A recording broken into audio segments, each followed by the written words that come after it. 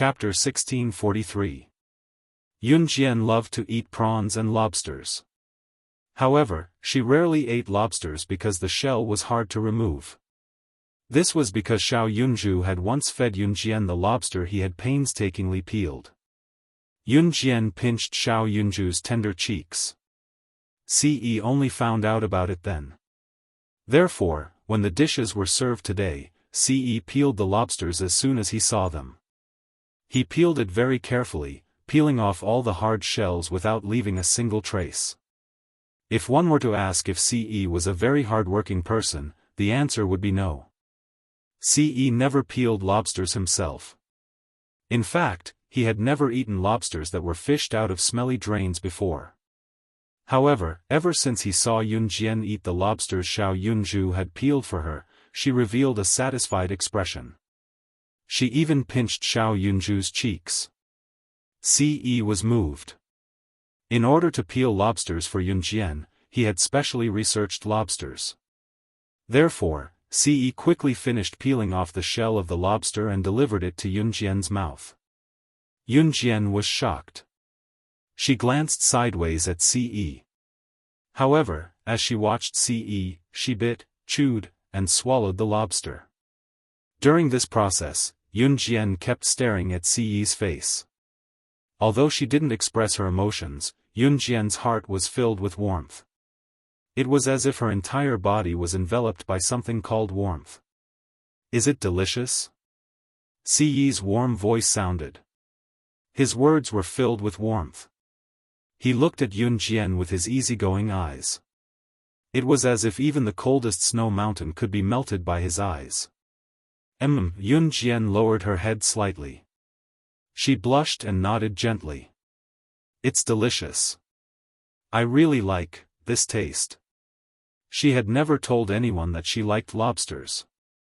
However, Ce knew about it. Yunjian didn't know how Ce knew that she liked lobsters. However, Yunjian wasn't stupid. She thought about it carefully.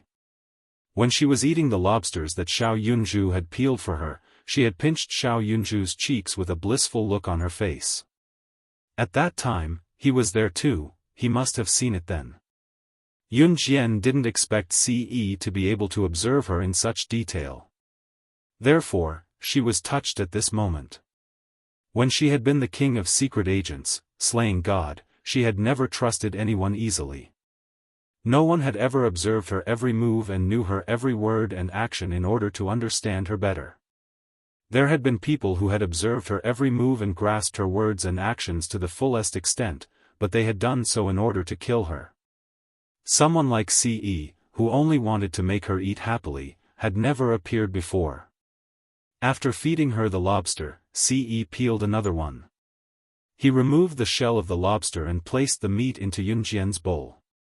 Everyone at the same table could feel how much Ce doted on Yunjian. They were speechless when they saw how much Ce spoiled Yunjian. By the end of the meal, Yunjian's mouth was stained with lobster oil. Yunjian loved good food. She had been like this in her previous life. However, she had never revealed this hobby in front of outsiders. Coincidentally, Ce knew about it. When Yunjian had finished all the lobsters, Ce wiped his perfect and slender hands with tissue paper. "The two of you are so lovey-dovey. We old men can't take it anymore." When they left, the Special Forces soldiers laughed and teased Yunjian and Ce. In the end, only Yunjian, Ce, and a few others were left. Yunjian caught a glimpse of Ce's hand. Because he had peeled a plate of lobsters, his perfect fingers were red from the hard shell of the lobster. However, Ce didn't say a word of dissatisfaction. Seeing this, Yunjian's heart skipped a beat. She reached out and held Ce's large hand. Chapter 1644. Ce was sometimes funny and shameless to the extreme. Although sometimes, Yunjian was too embarrassed to say that she knew him. However, Yunjian knew that Ce cared about her, which was why he sometimes acted so childishly. Thinking of this, Yunjian revealed a blissful smile. To be able to meet Ce after her rebirth was her greatest happiness in every lifetime. Whether it was when she was the sorcerer goddess in her previous life or now as Yunjian, she wanted to be with him forever. Until death. When Yunjian returned to the Taekwondo dojo, Ce accompanied her all the way. Yunjian stayed in the hotel on the third floor of the Taekwondo dojo and shared a room with Luo Mei. Su Mei and Nan Linlin shared a room. The contestants were not allowed to change their rooms or go out to find another place to stay during the competition, so Yunjian naturally could not go out with Ce.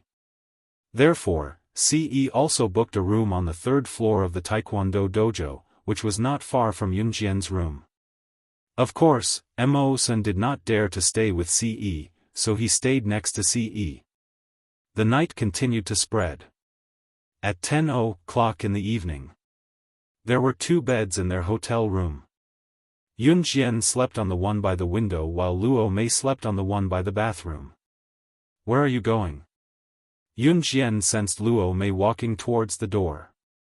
In the darkness, although her eyes were closed, she suddenly opened her mouth the moment Luo Mei walked towards the door. Luo Mei originally wanted to sneak out by herself, but she did not expect to be discovered by Yunjian. Luo Mei originally thought that Yunjian was asleep, so her movements were light when she went out. However, Yunjian's voice suddenly rang out, which startled Luo Mei. "Ah, you scared me. You're not asleep yet? I want to take a walk on the rooftop." "I can't sleep," Luo Mei said to Yunjian after she calmed down and patted her chest in fright. After a while, Yunjian's voice sounded faintly. After a pause, Yunjian nodded and said, "Don't go back too late. It's not safe." "Yes. I was just going for a walk. I'll be back soon." Hearing that Yunjian cared about her, Luo Mei was moved for a while and nodded vigorously. Luo Berry was born in a wealthy family. Her family was very rich. For example, her family was so rich that they could buy dozens of helicopters in one go. They were also the aristocratic families that people often talked about. Although Luo Mei was the eldest daughter of a wealthy family, she was usually very lonely. Her mother was a strong career woman, and her father was the chairman of a company. The two of them took turns to go on business trips, and the only one who took care of Luo Berry was the nanny at home. But as a nanny, how good could she be to a person? Lubi had been very lonely since she was young. Because of her good family background, many children were unwilling to make friends with her. Some time ago, even her best friend had left her. The reason was that her best friend's boyfriend saw that Luo Mei's family background was good, so he forced her to break up with her best friend to pursue her. Luo Mei naturally didn't agree, but after she rejected the pursuit of her best friend's ex-boyfriend, she went to find her best friend. Luo Mei still remembered that day. After she found her best friend, she tried to reach out to her best friend. But she gave her a resounding slap on the spot. In front of everyone, she called her a whore and said that she could steal other people's boyfriends just because she was rich. That was why Luo Mei came to the selection field without hesitation. She wanted to let herself forget the past that she didn't want to remember in the painful training. After hearing Yunjian's concern, Luo Mei was very moved. At this moment, she had already left the hotel room and walked to the rooftop. The Taekwondo dojo only had 3 floors, but the rooftop was very big and the decoration was very good. Luo Mei's heart was low, and she had already reached the top of the rooftop. Just as Luo Mei opened the door of the rooftop, she bumped into a slender figure. Chapter 1645. When Luo Berry met Mo-san, she was really shocked. She originally just wanted to go to the rooftop to relax. It was already very late at 10:00 in the evening. Most of the people in the Taekwondo dojo were already asleep.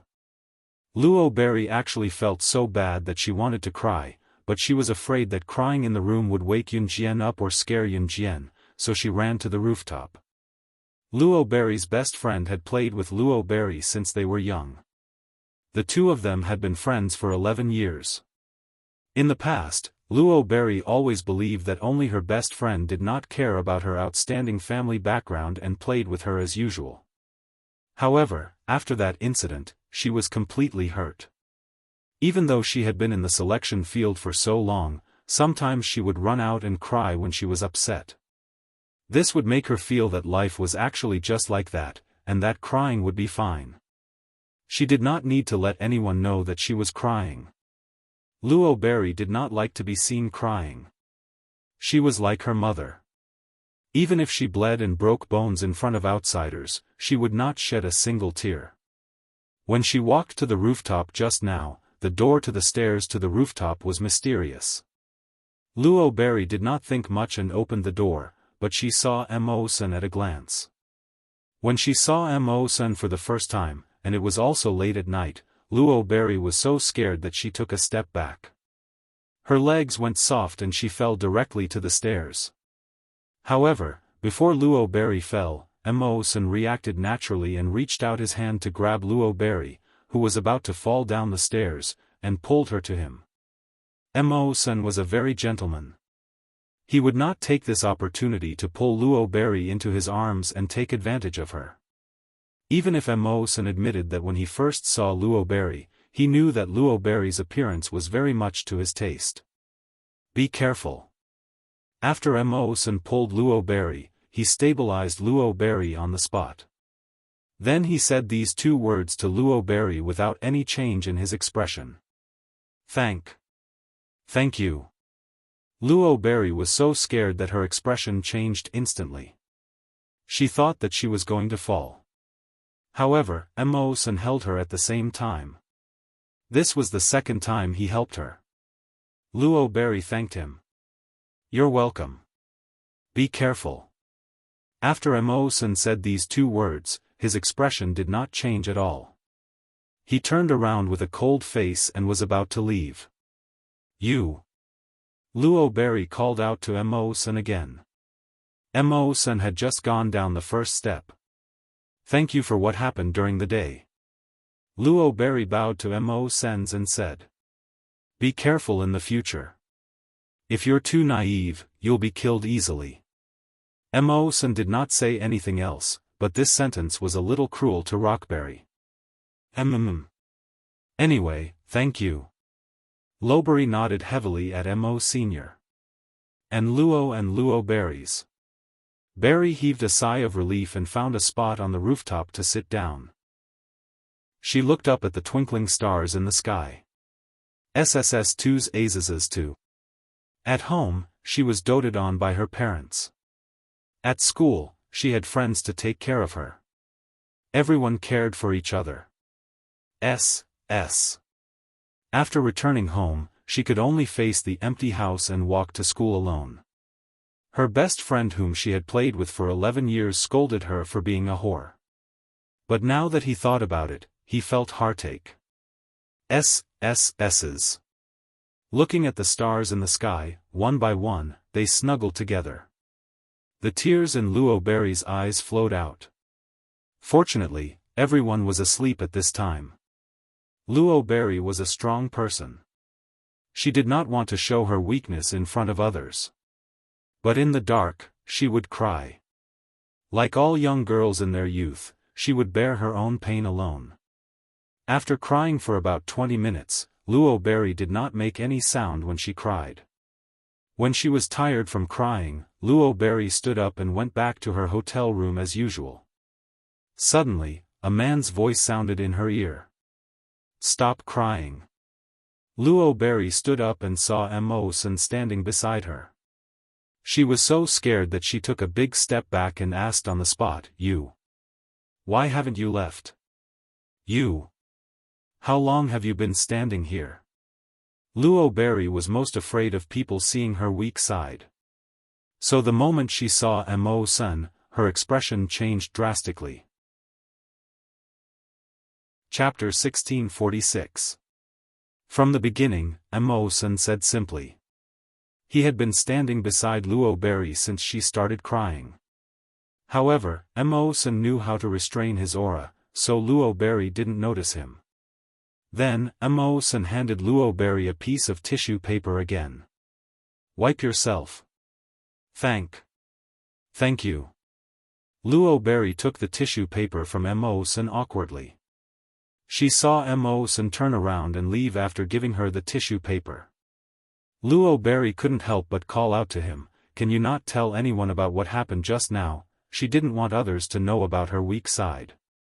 Mo-san's footsteps paused. After finishing his last sentence, he walked away without looking back. "I didn't see anything." Did that mean he wouldn't tell anyone? Luo Berry heard Mo-san's words and shouted at him again, "Thank you." When Luo Berry returned to the hotel room, Yun Jian had already fallen asleep. The next morning, the Taekwondo channel's business was booming. The door was so crowded that it was impossible to enter. It was mainly because some people with big mouths spread the news that 20 Special Forces soldiers were going to have a one-on-one fight here.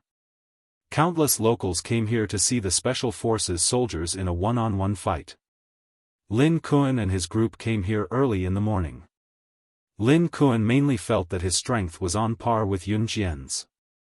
He came here to see what kind of realm Yun Jian could reach. There are so many people. Luo Berry woke up early. Her eyes were red from crying last night and she had already used ice water to cool them down. She was shocked by the crowd when she came out of the hotel room. Yun Jian's voice sounded indifferently. Ce and Mo-san came over at this time. Luo Berry looked into the distance and could clearly feel Mo-san's gaze on her from behind Ce. At first, she unconsciously turned her head to glance at the gaze that was staring at her. However, when she realized that Mo-san was really staring at her, she was so scared that she turned her head away and didn't dare to look at him again. The first round of the preliminaries is about to begin. 006, 057, get on stage. Someone ran over from afar and shouted for Yun Jian and Su Mei to get on stage. Yun Jian glanced at Ce before walking over with Su Mei. Good luck. Luo Mei didn't participate, but when she saw that Yun Jian and Su Mei were about to leave, she waved to Yun Jian and Su Mei and made a cheering gesture. This time, the competition would be in the form of drawing lots. In the first round of the competition, there were a total of 20 people, and everyone had to draw a lot. The numbers were from 1 to 10, and each piece of white paper was marked with numbers from 1 to 10. There were a total of 20 lots. The numbers from 1 to 10 would appear twice, so there would be a total of 20 lots. In these 20 lots, 2 people would draw one. Then, these 2 people would be the opponents of each other. The winner would then continue to battle the next day, and the loser would be eliminated on the spot. Yun Jian drew a 6 again, while Su Mei drew a 9. This competition was organized according to the order. The 2 people who drew 1 would fight each other, and they would take turns. By the time it was Yun Jian's turn, the whole place was in an uproar. Yun Jian was the youngest, but everyone present had seen how arrogant Yun Jian was yesterday. So, they were all very excited to see Yun Jian's strength. What was even more exciting was that Zhou Duanzheng, who had challenged Yun Jian yesterday, was the first person to go up against Yun Jian. Holding the number 6, Zhou Duanzheng glared at Yun Jian fiercely and walked to the temporary arena where he was facing Yun Jian. The arena was more than a meter above the ground. 006, looks like you're quite lucky. Wait a moment, I'll kick you out of the preliminaries. Zhou Duanzheng glared at Yun Jian and said fiercely. Yun Jian didn't reply to Zhou Duanzheng. At this moment, everyone around looked at the scene in front of them excitedly. It wasn't until Officer Fang solemnly announced the start of the battle that Zhou Duanzheng shouted and pounced on Yun Jian. He wanted to kick Yun Jian out of the arena with one punch. Yun Jian didn't move. Is she scared out of her wits? Someone asked in surprise. Get out of the preliminaries. Zhou Duanzheng had already come to Yun Jian's side. However, just as Zhou Duanzheng's fist was about to reach Yun Jian just tilted her body sideways and dodged Zhou Duanzheng's punch. In a second, she flashed behind Zhou Duanzheng, stood behind him, and kicked Zhou Duanzheng off the stage, ending the competition. It was so fast that the naked eye couldn't see when Yun Jian came behind Zhou Duanzheng. It was really just a second. Yun Jian won this battle in a second. At this moment, everyone's eyes widened, and their faces changed rapidly.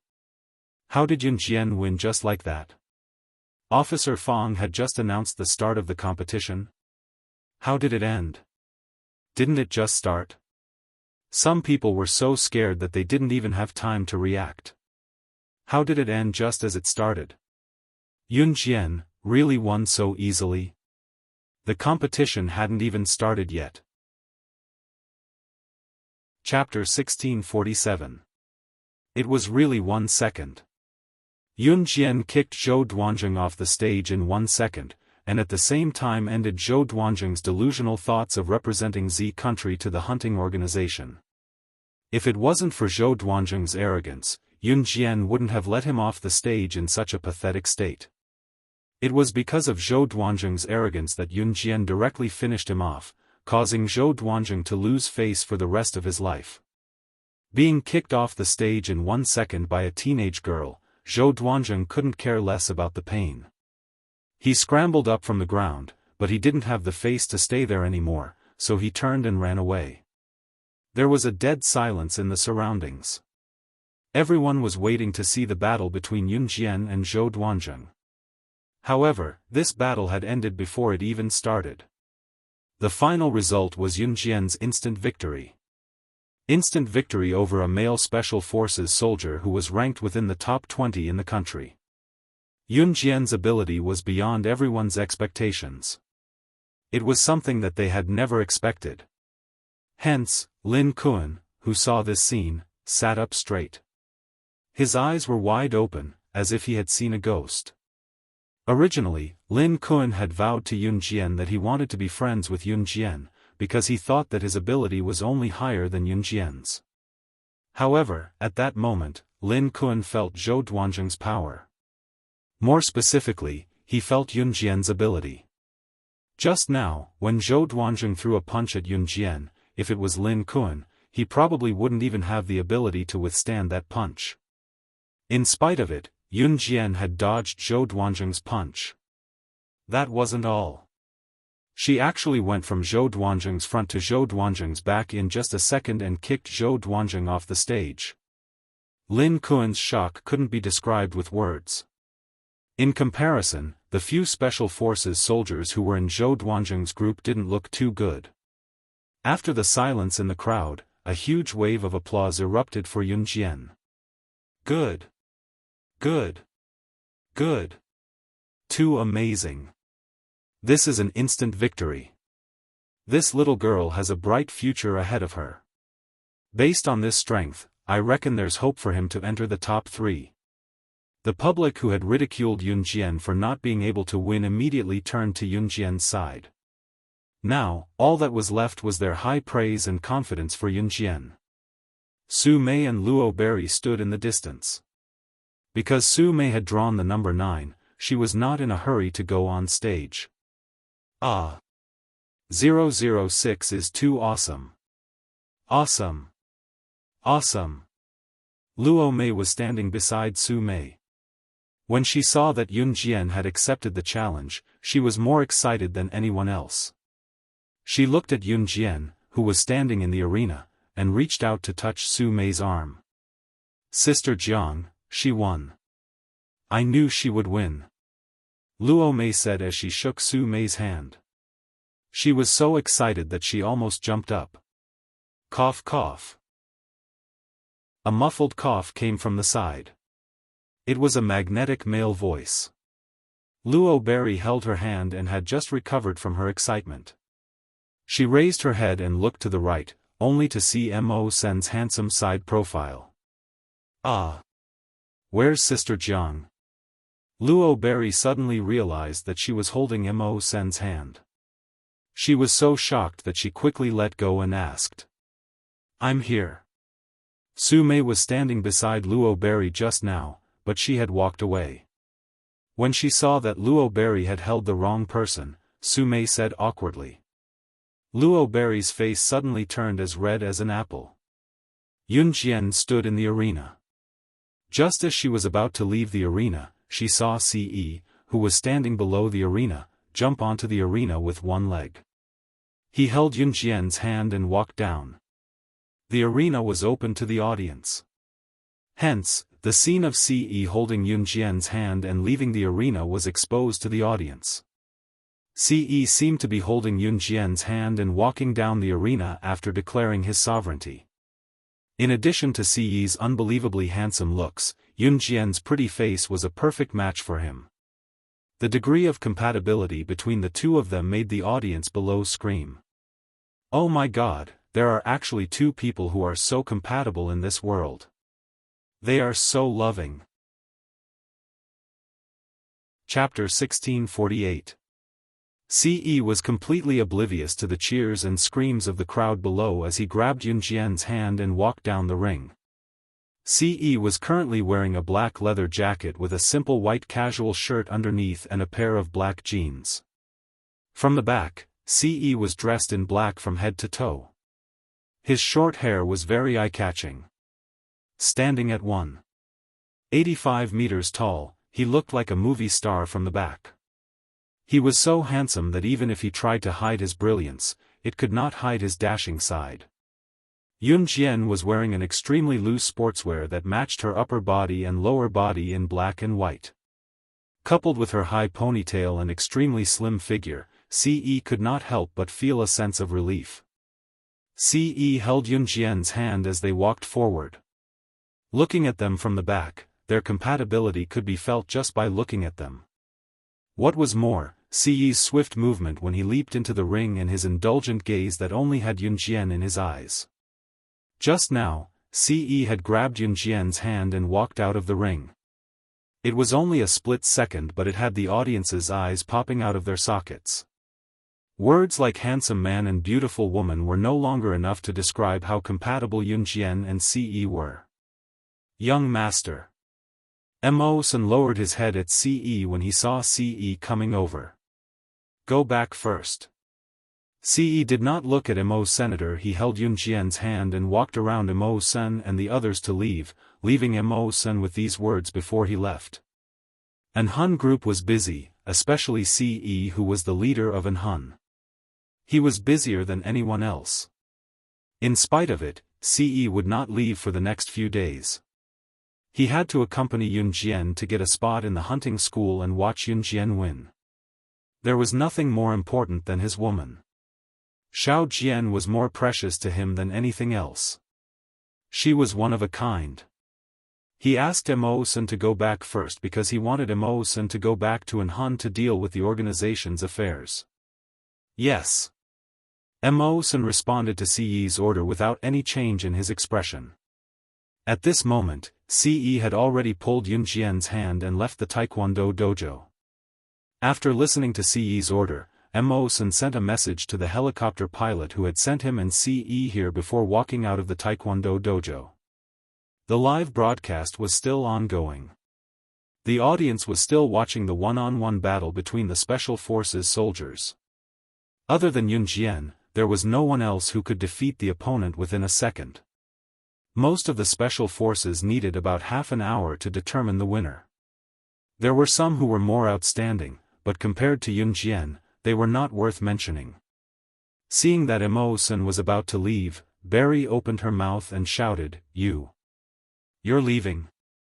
In such a noisy Taekwondo dojo, Emosen heard Rockberry shout immediately. Luo Berry's appearance suited Emosen's taste very well, and her voice was very recognizable to Emosen. Even if he didn't deliberately listen to her, he could still hear her voice in such a noisy scene. Yes. Emosen was a man of few words. Then, you won't appear again? Luo Mei was confused and felt a sense of loss. Yes. Emosen still answered with one word. When Luo Berry heard this, she was disappointed. However, the two of them had never interacted before. This meeting was just a coincidence. Whether they would meet again in the future would depend on fate. Oh. Be careful, then. Luo Berry said to Emosen dejectedly. Anyone would be able to sense the sense of loss that he was feeling. Be careful? Worried about him? Mo Sen's footsteps paused slightly. He paused for a moment before leaving. Then, he softly left behind an before walking away without looking back. Mo Sen was different from Adam. Although Mo Sen and Adam were biological brothers, Adam would do anything to keep the things he liked. However, Mo Sen was different. Mo Sen was not good with words when it came to the things he liked. At least, that was what Mo Sen thought before this. His and Adam's lives were given by the young master, so their lives belonged to the young master. People had to learn to be grateful, and Mo Sen was the same. Looking at Mo Sen's slender figure, Luo Berry's eyes darkened, and she didn't look anymore. The Taekwondo dojo was still going on with the competition. Ce brought Yun Jian directly to a sea of flowers. There was no end in sight, and there was some natural beauty. Trees, mountains, rivers, everything was natural scenery, and nothing could be more beautiful. When Ce brought Yun Jian here, Yun Jian saw hot air balloons one after another not far away. She was slightly stunned. However, she heard Ce's magnetic male voice, and his breath sprayed on her head. Do you like it? Chapter 1649. This was a sea of flowers, and the surroundings were colorful. It was so beautiful that it was like a paradise on earth, with a kind of natural beauty. Ce held Yun Jian's hand as they slowly walked over.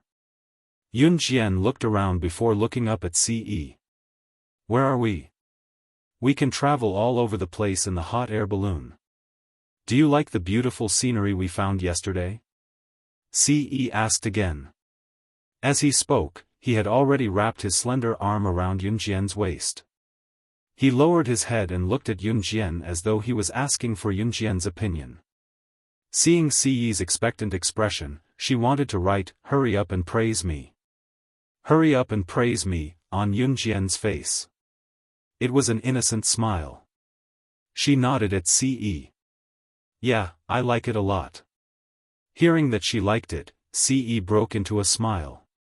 He held Yun Jian's hand and walked over to the uncle who was releasing the hot air balloon. This area of hot air balloons had been built by the uncle in front of them and a few investors who had partnered with him. There were many hot air balloons floating in the sky. There were many couples around and it was very crowded. The hot air balloon here was not the kind of hot air balloon that had a fixed location. It would float the tourists across the endless sea of flowers and slowly land on the opposite side of the river. Although it looked exciting, it was very safe. Hence, there were many tourists coming and going and many people riding the hot air balloons. In the blink of an eye, there were only 1 or 2 free hot air balloons left. Don't rush, don't rush. Everyone, don't rush. Take your time. We've already contacted the warehouse to deliver the hot air balloons to everyone. Come one by one, don't rush. The owner of the hot air balloon, the uncle, was waving his hand to signal the passengers to not rush and that the hot air balloons would be delivered from the warehouse soon. In reality, the weather had been good and the sun was shining brightly over the past few days, so there were many people riding the hot air balloons. As a result, there were not enough hot air balloons. There were many people lining up for the hot air balloon. Ce held Yun Jian's hand as they lined up, enjoying the feeling of lining up. He did not use any of his identities to drive away the surrounding people, nor did he directly contract the venue. Instead, he held Yun Jian's hand and lined up like an ordinary couple, waiting in line to sit in the hot air balloon. The queue lasted for an entire afternoon. By the time it was Yun Jian and Ce's turn to ride the hot air balloon, it was already evening. Come, come, come, it's your turn to be a couple. Come up quickly. The old man waved at Yun Jian and Ce. Their husband and wife, Ce corrected the old man as he waved his hand. Ahem. So young. So they were husband and wife. This little girl is so young, but she has a husband who dotes on her. This way. Just step on it. When the old man heard Ce's words, he flashed his big yellow teeth and smiled. Then, he gestured for Yunjian and Ce to board the hot air balloon. The hot air balloon's temperature was controlled very well. Therefore, only a young couple usually sat in the hot air balloon. Because there were handles on the hot air balloon, if one wanted to land, they just had to pull the handle off. When Ce and Yunjian boarded the hot air balloon, the old man stuck his head out and smiled at Yunjian. Then, he said to Ce with a sneaky look, "Young man, when you're at the highest point of the hot air balloon, give your wife a kiss, and I promise you'll be together for a long time. Let's go." After the old man finished his last sentence, he released the string tied to the hot air balloon. The hot air balloon immediately floated up from the ground and ascended into the sky. Chapter 1650. Yunjian heard what the old man said to Ce, but she didn't take it seriously. This old man actually wanted Ce to kiss her when the hot air balloon was at its highest point. Yunjian didn't see the smile on Ce's face. She also didn't take the old man's words to heart. Instead, she placed her hands on the railing of the hot air balloon. She wasn't afraid that she would fall if she stayed close to the railing. Yunjian stood at the edge of the railing. The wind whistled past, blowing her long straight ponytail. Yunjian stood against the wind. The wind was too strong. She squinted her eyes slightly and enjoyed the coolness of standing on the hot air balloon. Ce stood beside Yunjian. He leaned against the railing with his back facing Yunjian. He sized her up with his sharp eyes and stared fixedly at her. The hot air balloon was still on the verge of falling as it ascended, but Yunjian and Ce weren't afraid at all. "Ah! It's so scary. I want to go down. I want to go down. Would he fall? It's too scary. I don't want to stay on the hot air balloon anymore." There were 3 or 4 people standing on the hot air balloon next to them. They stood side by side with Yunjian and Ce for a while. A woman on the hot air balloon was hiding in the basket of the hot air balloon. She didn't even dare to move. She looked as if she was afraid that the hot air balloon she was sitting on would fall. No matter how the people around her pulled and pulled, the woman acted as if she was about to fall and die. She was so scared that her eyes kept rolling back. Look at the couple next door. They aren't scared at all. Why are you so scared? You're even making a fuss. Don't you feel embarrassed? On the hot air balloon next to Yunjian's, a man was lecturing the woman who was so scared that her eyes were rolling back. However, the woman squatted down and hugged the basket of the hot air balloon. The hot air balloon flew high, and it did not have a rocket launcher like an airplane, nor was it like a Ferris wheel. At least, there was a pillar that was close to the ground to support the entire set. Sitting in a hot air balloon gave people the feeling that they were floating in the air, which made them feel extremely insecure. Not long after, the hot air balloon that was flying alongside Yunjian and Ce chose to descend. It was probably not going to play anymore. On the other hand, Yunjian and Ce's hot air balloon gradually rose higher and higher until the people standing on the ground felt as if they were about to fly into the clouds. The heat of the hot air balloon only lasted for a short while. It rose to its highest point and then began to gradually decrease. Ce sized up Yunjian. This made Yunjian shy for a moment. "You. Why do you keep looking at me?" There was no one here, but it had risen to the highest point. Yunjian was a little shy as Ce kept staring at her. Ce had always been a person who was not good with words. He was not good with sweet nothings and did not know how to do romantic things. It was rare for him to be romantic today.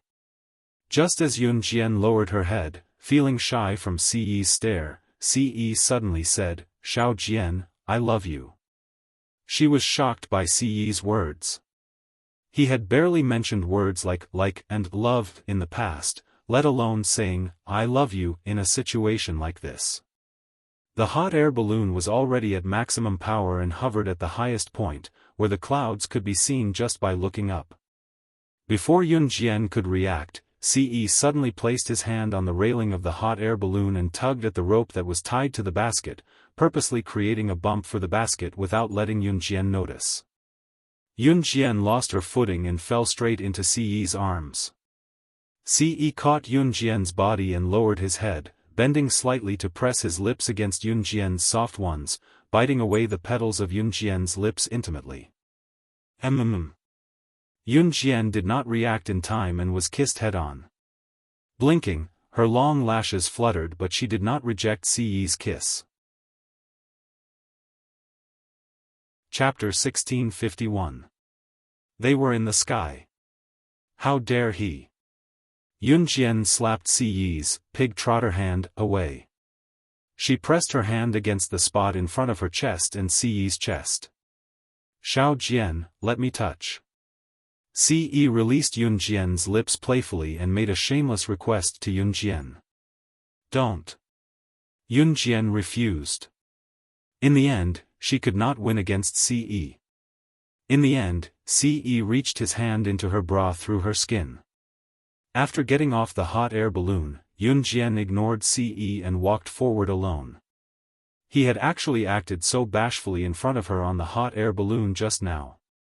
Yun Jian did not want to talk about his bashful behavior anymore. Xiao Jian, what's wrong? Ce came over to hold Yun Jian's hand as usual and turned to ask her. Yun Jian did not fling Ce's hand away, but she ignored him. Did I touch you just now? Before Ce could finish, Yun Jian tiptoed to cover Ce's mouth. Talk again and you're not allowed to do this in the future, Yun Jian told Ce. To Ce, her words sounded coquettish, causing Ce's lips to curl into a pretty smile. Did she mean that he could still treat her like this in the future? Seeing Yun Jian fling his hand away softly and walking away, Ce's lips curled up before he chased after Yun Jian. Every Special Forces soldier was only allowed to fight once a day. A total of 10 Special Forces soldiers were eliminated in today's one-on-one battle. Among the candidates recommended by Principal Ma, other than Yun Jian, only Su Mei was not eliminated. The rest, be it Su Wenming, Wang Buren, or Dong Xiu, were eliminated. The next day's battle was a 5 versus 5 battle. Yun Jian did not perform outstandingly on the second day, but after a few minutes of sparring, she kicked her opponent out of the ring and declared her victory. On the third day, there were only 5 people left. These 5 people were Yun Jian, Su Mei, Wu Ningnai, and 2 other men whose names were unknown. 2 women made it to the final round of this year's qualifier. This made the audience a little surprised. After all, it was always the men who made it to the end in the previous qualifiers. Women were weaker than men, so the chances of them making it to the final round were slim. But this year, there were actually 2 women who made it to the final round, which made the people present doubt again. Could Yun Jian and Su Mei really make it to the top 3? In the last round of the competition, there were a total of 5 people. The 5 of them would take turns to fight. This meant that Yun Jian would have to fight the remaining 4 people who made it to the last 4 rounds. Everyone had to fight 4 rounds. After the 4 rounds, whoever won the most rounds would be the winner. This meant that Yun Jian would have to fight Su Mei. 006, use all your strength to fight me. I won't let you win. Of course, don't let me win. Su Mei was full of fighting spirit. She smiled and said to Yun Jian. Definitely. Yun Jian pursed her lips and turned her head back to her. Naturally, she would not let Su Mei win. At this moment, the final battle was about to begin. Yun Jian's first opponent was Wu Ningnai. At this moment, Wu Ningnai stared at Yun Jian with hatred. You made my brother look bad. Today, I will let you know what the gap in strength is. Zhou Duan, who was kicked off the stage by Yun Jian, was Wu Ningnai's brother. At this moment, Wu Ningnai was very confident in himself. Yun Jian narrowed her eyes. Just as she was about to say something. Bang! There was a loud noise. In the ring, a white smoke bomb was suddenly thrown up and exploded in the ring. Then, the surroundings were filled with smoke. "Oh, he. A snake-like female voice was heard. The crowd saw a woman with a perfect body standing before them. She was 1.7 meters tall and had a voluptuous figure. The woman who suddenly appeared held a whip in her hand. After laughing, she used the whip to whip Wu Ningnai and threw him off the stage. Then, the woman met Yun Jian's eyes. In front of Zhou Duanzheng, Chief Fang, Nan Linlin, Lin Kun, and the rest, she mocked Yun Jian. Slaying God, the #1 secret agent on the international secret agent ranking, is actually fighting with this bunch of trash. If this gets out, people will laugh themselves to death. The #1 secret agent on the international secret agent ranking, slaying God? Yun Jian? Everyone's expression changed when they heard the woman's words. They thought that Yun Jian would deny it. However, the moment Yun Jian saw the woman in the ring, she narrowed her eyes and smirked slightly. She did not need to guess to identify the woman. Chapter 1652. When this voluptuous woman appeared out of nowhere and pointed out that Yun Jian was slaying God, the king of secret agents on the international secret agent leaderboard, no one could react in time. They were all stunned on the spot. Slaying God, the #1 secret agent on the international secret agent leaderboard? To some people, this title was something that they would never be able to touch in their lifetime. This was the kind of gap that an ordinary person would never be able to come into contact with a national leader. To the crowd, it was impossible for Slaying God, the #1 secret agent on the international secret agent leaderboard, to appear here. She was someone on the secret agent leaderboard. She was someone who could kill. Therefore, when the crowd heard Leng Mei's words, they were all stunned for a moment. However, before the crowd could react, Yun Jian had already met Leng Mei's eyes and pointed out her identity in front of the crowd. This caused the crowd, who had yet to recover from their shock, to be fiercely shocked once again. Blood doll? 006, the blood doll that you're talking about, could it be the latest assassin organization in Southeast Asia? It said that it rose at lightning speed and swept through all the assassin organizations in Southeast Asia. In the end, it became the #1 assassin organization in Southeast Asia. Its position is feared internationally. Chief Fang stood next to the ring. Leng Mei had thrown a smoke grenade without any warning. His field of vision was obscured by the smoke grenade. When his field of vision returned to normal, Chief Fang saw the voluptuous Leng Mei standing in the ring. She was dressed a little skimpily, but her private parts were completely covered. Based on what Yun Jian had said earlier, the woman who suddenly appeared in front of everyone was the #1 expert under the blood doll leader, Leng Mei. Rumor had it that the #1 expert under the blood doll leader, Leng Mei, was an expert in using a whip. Her whip was accurate and she only needed one whip to kill someone. Her ability was amazing.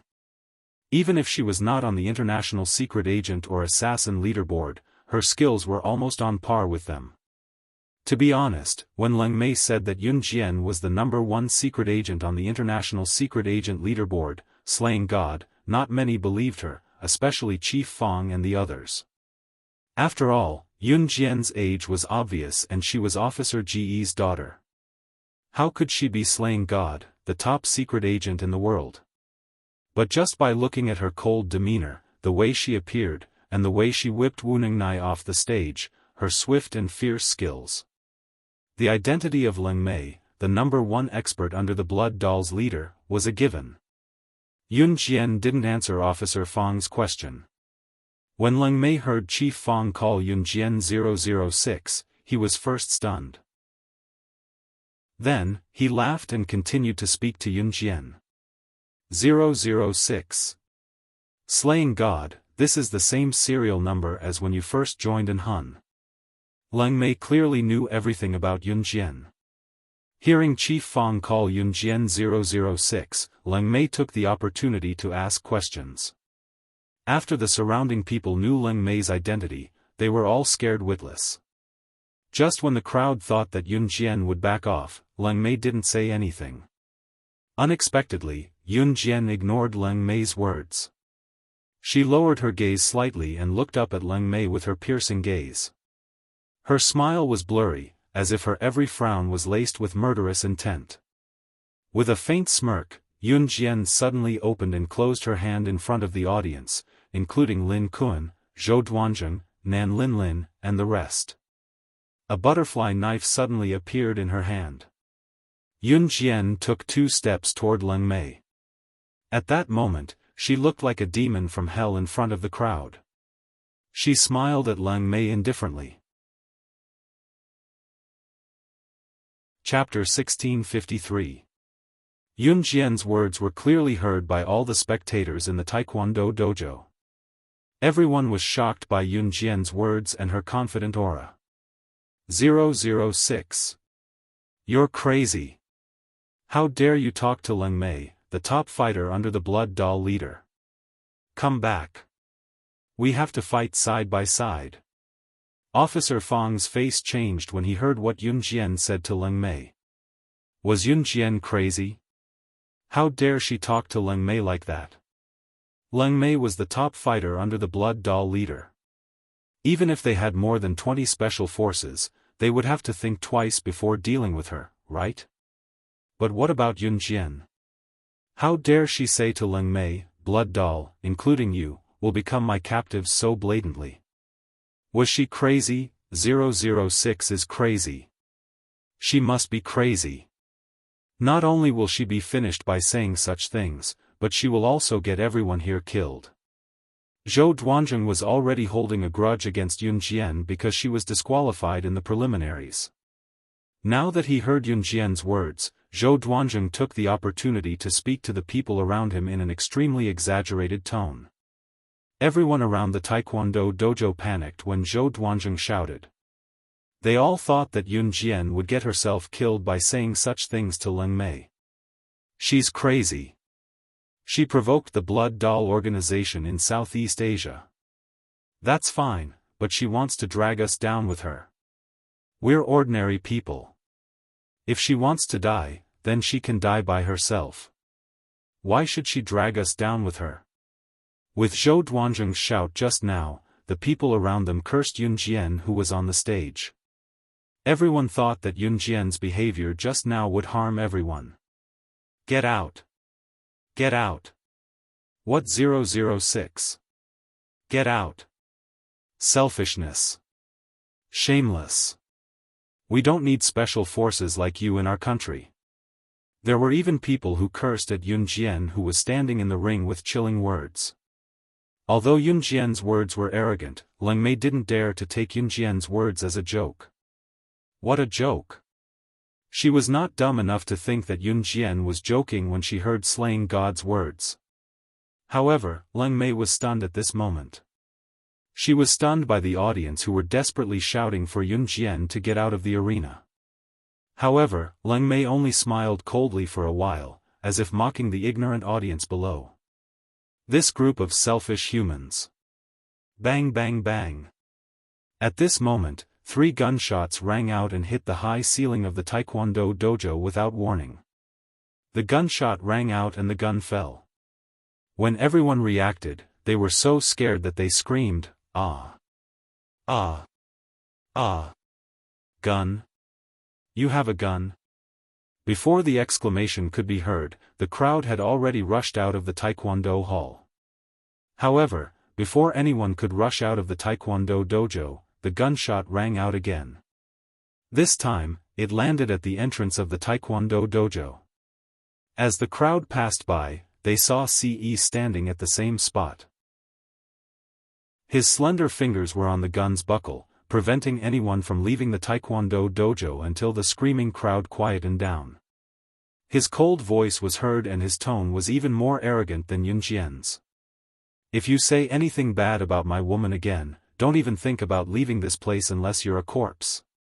How could he make it sound so easy to kill someone? Moreover, the people around had only said something bad about Yun Jian and he wanted to kill someone because of it. The crowd was frightened by CE's cold and sharp gaze.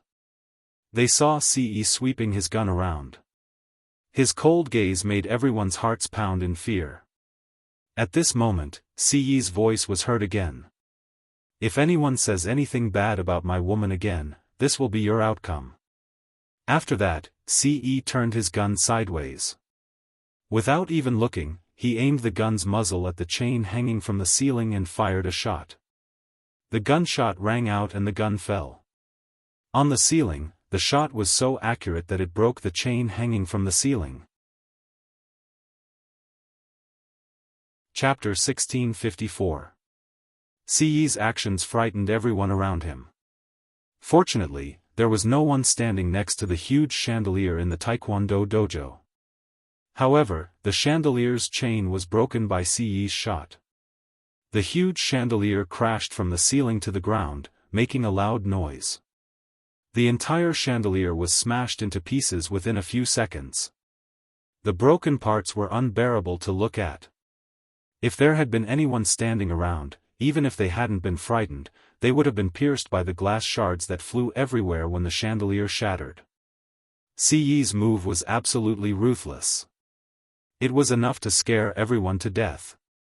Just by looking at Ce's marksmanship, who in the crowd wouldn't be convinced? One shot, just one shot. He didn't even look when he shot the chandelier's chain. With such marksmanship, even if the crowd tried to escape, it was highly likely that they would be shot in the head and die. In addition, Ce had protected Yun Jian just now. The crowd was stunned and didn't dare to say a word. Ce's actions were purely to give Yun Jian some peace and quiet. It was a battle between Yun Jian and the Blood Doll's #1 expert, Leng Mei.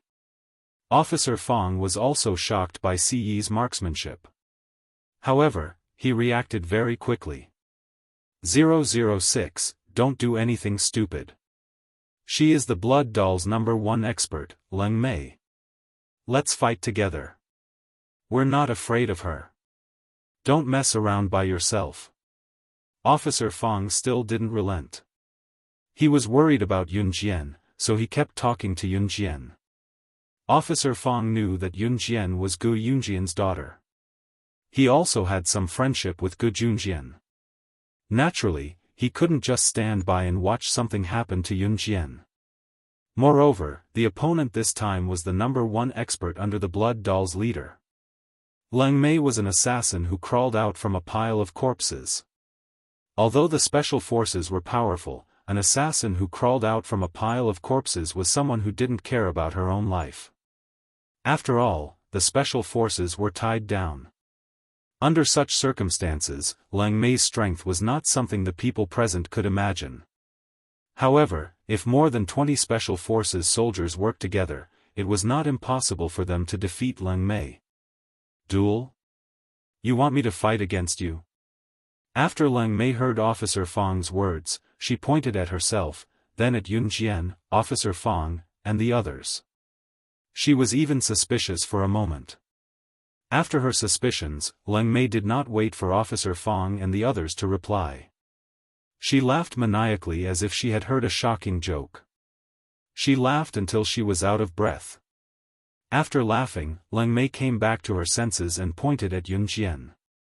She regained her serious expression and said to the commanding officer, Zhou Duanzheng, and everyone else who thought that Yun Jian couldn't beat her, "Are you kidding me? I'm not a fool.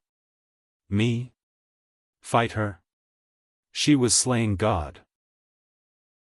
I don't want to lose miserably. That would be too embarrassing. I'm the #1 expert of the Blood Doll. I'm just here to deliver a letter today." Leng Mei knew her limits. She did not think that she could defeat Yun Jian. After all, the difference in their abilities was obvious. "Here, this is a letter that our Blood Doll leader asked me to pass to you." Leng Mei took out a letter from her ample bra. She held the letter between her right index and middle finger and threw it toward Yun Jian. The letter flew into Yun Jian's hand. Yun Jian narrowed her eyes and caught the letter that Leng Mei had thrown at her. Officer Fong, Zhou Duanzheng, Nan Linlin, and the audience below were dumbfounded when they heard Leng Mei's words. The #1 expert of the Blood Doll, Leng Mei, said that she can't beat her? Is this real or fake? Chapter 1655. Just as everyone was wondering if Leng Mei was telling the truth, Leng Mei waved at Yun Jian and said, "All right, I'm done here. All right, now that I've completed the mission my leader gave me, I'm going home for my beauty sleep. Slaying God, see you next time." Leng Mei flicked the whip in her hand as she spoke. She turned to her side and extended her hand. A smoke grenade appeared in her hand and she waved it at Yun Jian and the rest. After showing off the smoke grenade, Leng Mei put it to her red lips. She bit the handle of the smoke grenade with her pearly white teeth and tossed it on the ground after biting it open. She was prepared to leave the place in a few seconds. At the same time, Leng Mei said, "Let's go, slaying God. We'll meet again." A huge cloud of white smoke floated in the air. Yun Jian's eyes flickered in the smoke. "Phew, we're safe. Thank goodness that Blood Doll's #1 expert isn't here to kill." Someone in the crowd exclaimed in relief when they were on the brink of death. Chief Fong and all the special forces present heaved a sigh of relief. Thank goodness that Leng Mei was only here to deliver a letter. Otherwise, there would have been casualties if they fought her. Just as everyone heaved a sigh of relief, the smoke from the white smoke grenade dissipated.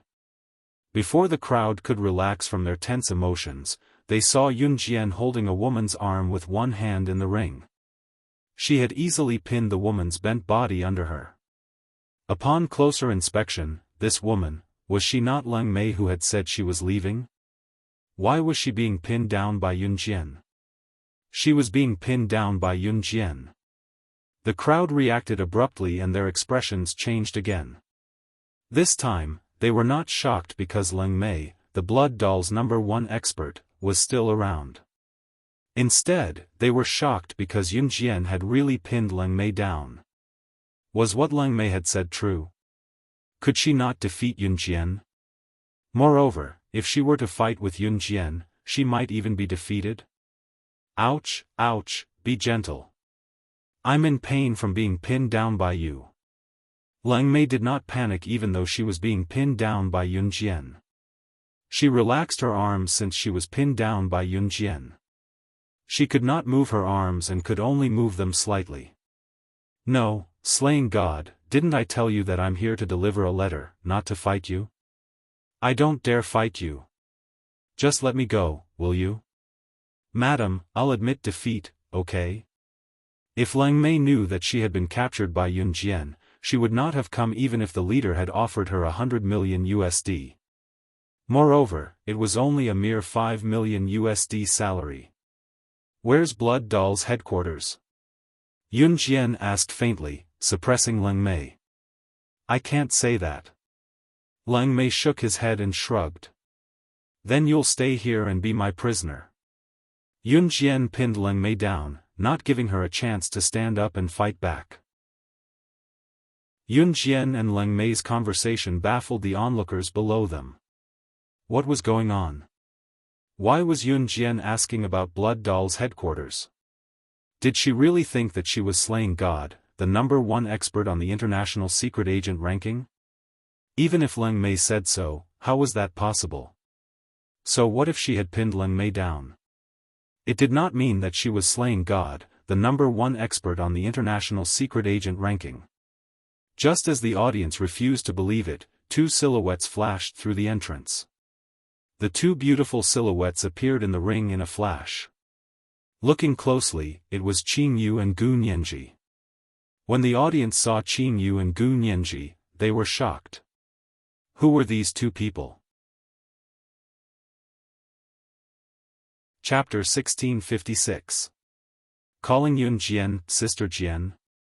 Everyone present was slightly surprised. These two young girls were calling Yun Jian, Sister Jian. Who were the two of them? After Qing Yu and Gu Nianji shouted at Yun Jian, Qing Yu explained to Yun Jian. "Sister Jian, we've chased Leng Mei all the way here but she tricked us and even made us cough. So hand her over to us. I'll write my name Qing Yu backwards if I don't get back at her for tricking us." As she spoke, Qing Yu clasped her hands together, her knuckles cracking loudly. Yun Jian knew that Qing Yu and Gu Nianji must have fought with Leng Mei once she heard what she said. Yes, yes. She tricked us into the pigsty just now. Both of us jumped into the pigsty and were almost suffocated to death. I'm so pissed. Sister Jian, you must hand Leng Mei over to us. Gu Nianji, the useless teammate, blurted out how she and Qing Yu were lured into the pigsty by Leng Mei in front of everyone. Qing Yu sighed with a hand on her forehead when she heard that. Don't, it's not that serious. Both of you jumped into the pigsty yourself, don't blame me. Leng Mei snickered and coughed dryly before speaking to Qing Yu and Gu Nianji. Gu Nianji went over and knocked on Leng Mei's head. Then, Leng Mei was dragged away by Qing Yu and Gu Nianji. What happened just now? Could it be a farce? Someone below could not help asking when they saw Leng Mei being dragged away by Qing Yu and Gu Nianji. So the gun he used just now was a fake too? Someone turned to glance at CE and asked with a chuckle. It must be. Everything that happened just now was definitely just a farce. You gave me a fright for nothing. Huh. The Taekwondo dojo sure knows how to play. Someone else chimed in. The passing of words actually suppressed the atmosphere just now. Chief Fang was no fool. He knew that what happened just now could not be described as a farce. In the end, he did not say anything. The final round of the qualifiers began as usual. Yun Jian was fighting Wu Ningnai, but now that Leng Mei was dragged away by Qing Yu and Gu Nianji, the competition resumed. There was no doubt that Yun Jian had won. When Yun Jian fought with Su Mei, she didn't give in to her either. The other two men were no match for Yun Jian. Therefore, Yun Jian's first place was secure. Because there was a group of people watching below, Yun Jian's first place was naturally not fake, so everyone was convinced. In the end, other than Yun Jian who took the first place, the second and third place went to the two male Special Forces soldiers. Su Mei and Wu Ningnai both failed. Su Mei didn't feel bad about this at all. It's already beyond my expectations that I could get to fourth place today. Yun Jian, you're amazing. Su Mei gave Yun Jian a thumbs up. The qualifiers this time came to an end. It was not even a month since the competition had ended early. The three people who were selected were the ones who would go to the hunting academy this year. Meanwhile, Chief Fang called Yun Jian to a corner and asked Yun Jian in private. About what happened just now, it was just an accident. You don't have to bring it up again, Chief Fang, Yun Jian answered the question that Chief Fang wanted to know. Cough. Alright, as long as you're safe. Chief Fang did not suspect that Yun Jian was slaying God at all. He was just worried that Yun Jian was related to Blood Doll. However, after listening to Yun Jian's words and considering Yun Jian's ability, Chief Fang did not say anything else. Yun Jian did not ask any more questions after Leng Mei was pulled away by Qing Yu and Gu Nianji. She had just bid farewell to Chief Fang and was about to leave when she bumped into a meat wall. Yun Jian bumped into CE's firm chest while CE extended his long arm and pulled Yun Jian into his embrace. Even Officer Fang, who was already married and had a child, blushed slightly at this scene. Cough cough. Let's call it a day. You've won first place. Just wait for our notice. The competition is over. You can leave if you have someone to pick you up. Now that the competition was over, everyone was heading home to check on their own condition. Let's go home. CE's large palm held Yun Jian's small hand as he pulled Yun Jian out of the Taekwondo dojo. When Yun Jian heard CE say, "Go home," a bashful image flashed across her mind for some reason. She coughed but did not let go of CE's hand as she followed CE out. Unknowingly, CE's large palm tightened around her small hand. He had the urge to toss her onto the bed and have her give birth to a bunch of children for him. His Xiao Jian, his. He really wanted to F***ck her until she could not get out of bed. He believed that he would be able to do that soon. Chapter 1657. The qualifier came to an end and the candidates were selected. Other than Yun Jian, the other two male special forces were veteran special forces above the age of 40. Their capabilities were undeniably strong. Like the previous years, other than Yun Jian who was a freak, the other two male special forces were above the age of 40. In the past, the youngest of the top 3 candidates who could go to the hunting school was above the age of 30. After all, the older one was, the more capable one was. It was an unchanging law. Yun Jian was already considered an anomaly. Yun Jian had CE to pick her up, so she did not return to Min City with Chief Fang and the rest. The military academy was still in its school term and the qualifier this time took about a month. It was less than a month but it was almost time. Because sending Yun Jian to the qualifier required a separate leave, Yun Jian was the only one in the entire Min City Military Academy who had applied for leave, so Yun Jian had to go to school once she returned to Min City. However, before she went to Min City, Yun Jian made a trip back to Longmen City and her home.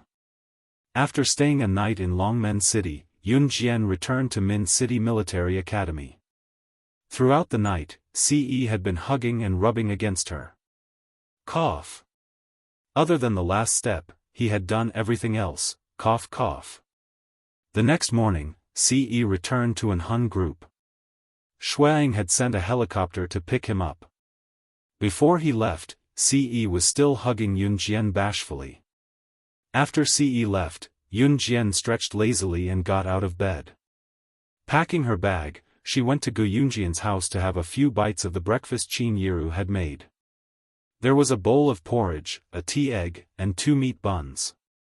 Yun Jian loved the taste of Qin Yiru's cooking, so she finished the food in no time. Eat slowly. Xiao Jian, you've lost weight again. You must eat well when you go to school. Don't get any thinner.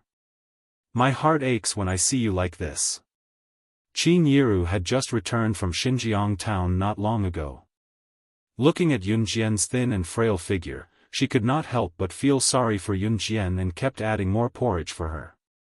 Qin Fangfang's situation had temporarily stabilized, but she still needed some time to deal with the divorce. These days, Qin Yiru had been by Qin Fangfang's side. Qin Fangfang's hurt heart had been greatly relieved. Mom, I've been eating well recently. After finishing the porridge, Yun Jian stood up and picked up the backpack hanging on the back of the chair. She carried it on one shoulder.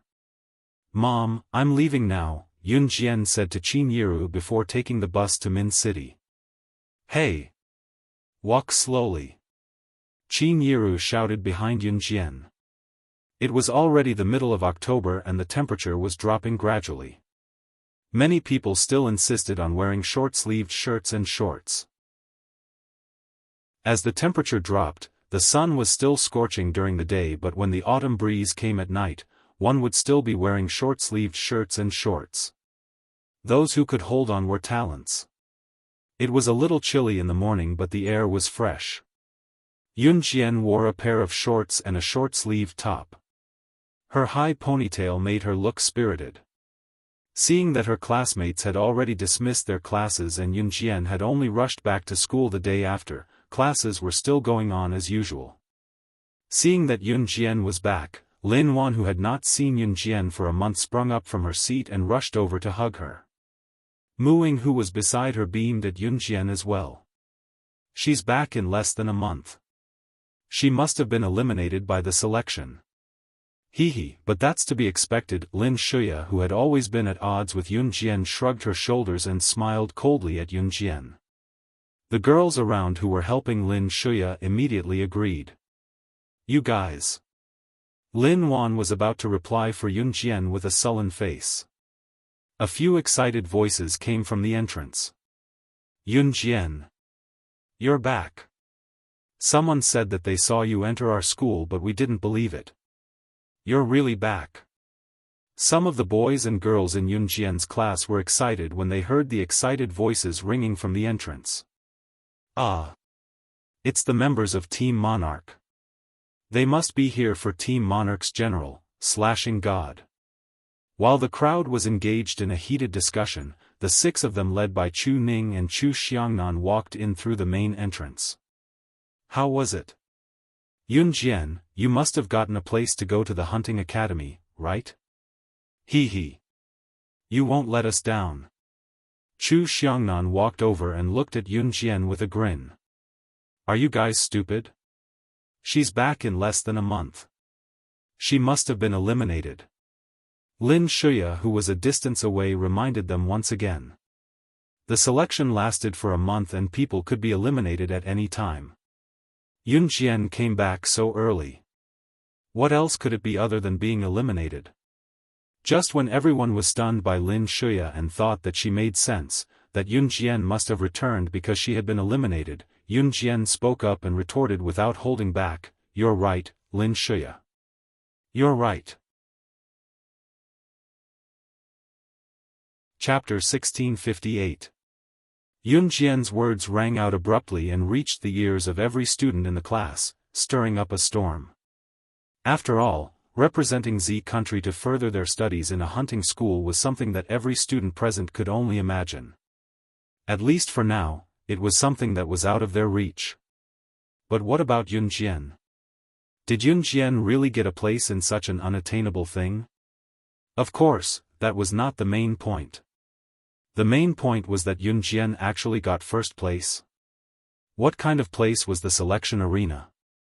The people who went were the most famous special forces soldiers in the country. Yun Jian was still inexperienced. She was just a student from Min City's military school. Like everyone else, she was just an ordinary student. But she got first place in the selection arena? If Yun Jian barely made it into the top 20, the crowd would not be as shocked as they were now. However, the scary thing was that Yun Jian actually got first place in the selection arena? That was a lie, right? Yun Jian, don't try to lie to us. It hasn't even been a month since you went to the selection arena. You got first place? Who would believe that? It hasn't even been a month and only those who are eliminated will be sent back. The way I see it, it's obvious that you were eliminated and sent back. You're still pretending that you got first place. Who would believe you? Lin Shuya was no fool. She could tell that Yun Jian's retort just now was an overt and covert retaliation. Moreover, it had not even been a month since Yun Jian went to the selection arena. She was sent back in less than a month. If that was not elimination, what was it? We believe in Yun Jian. She's never bothered to lie. Chu Ning stood up and patted her chest as she spoke in a reassuring tone. She won't lie. I guarantee it with my integrity. Just as Chu Ning's voice fell, Jiang Weiwei spoke up as well. Jiang Weiwei still remembered that in the beginning, she was also one of the members who went against Yun Jian. Today, she was completely convinced by Yun Jian. We, Team Monarch, never lie. Captain Lu Shiyun said solemnly. In their hearts, Yun Jian was no different from a god. It was because of Yun Jian that Team Monarch was where they were today. When Lu Shiyun started, all 6 members of Team Monarch were fighting to pat their chests and swear that Yun Jian was telling the truth. You're just siding with your teammates. Humph. Whether or not I've been chosen, we'll know when the results are announced. Lin Shuya seemed to be angry. She gritted her teeth fiercely. Just as she finished speaking, the homeroom teacher, Teacher Chu, walked into the classroom from outside the door. The students were still in shock. It was the end of class now. Why would the class teacher come to the classroom? However, Mr. Chu looked around and set his eyes on Yun Jian. He then walked over quickly. Yun Jian, you've won first place in this selection. Our Min City Military Academy is basking in your glory. The higher-ups are praising our Min City Military Academy for producing such a talent. Principal Ma is over the moon. He's asking you to go to his office for tea. Teacher Chu spoke to Yun Jian as he walked. Principal Ma was the principal of Min City Military Academy.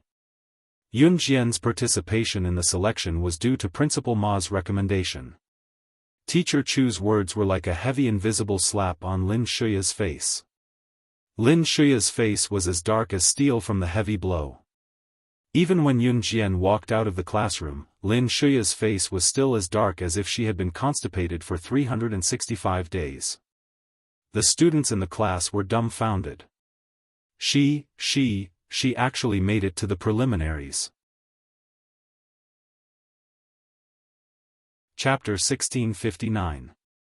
The students in the classroom were still in shock, but Yun Jian had already gone to Principal Ma's office.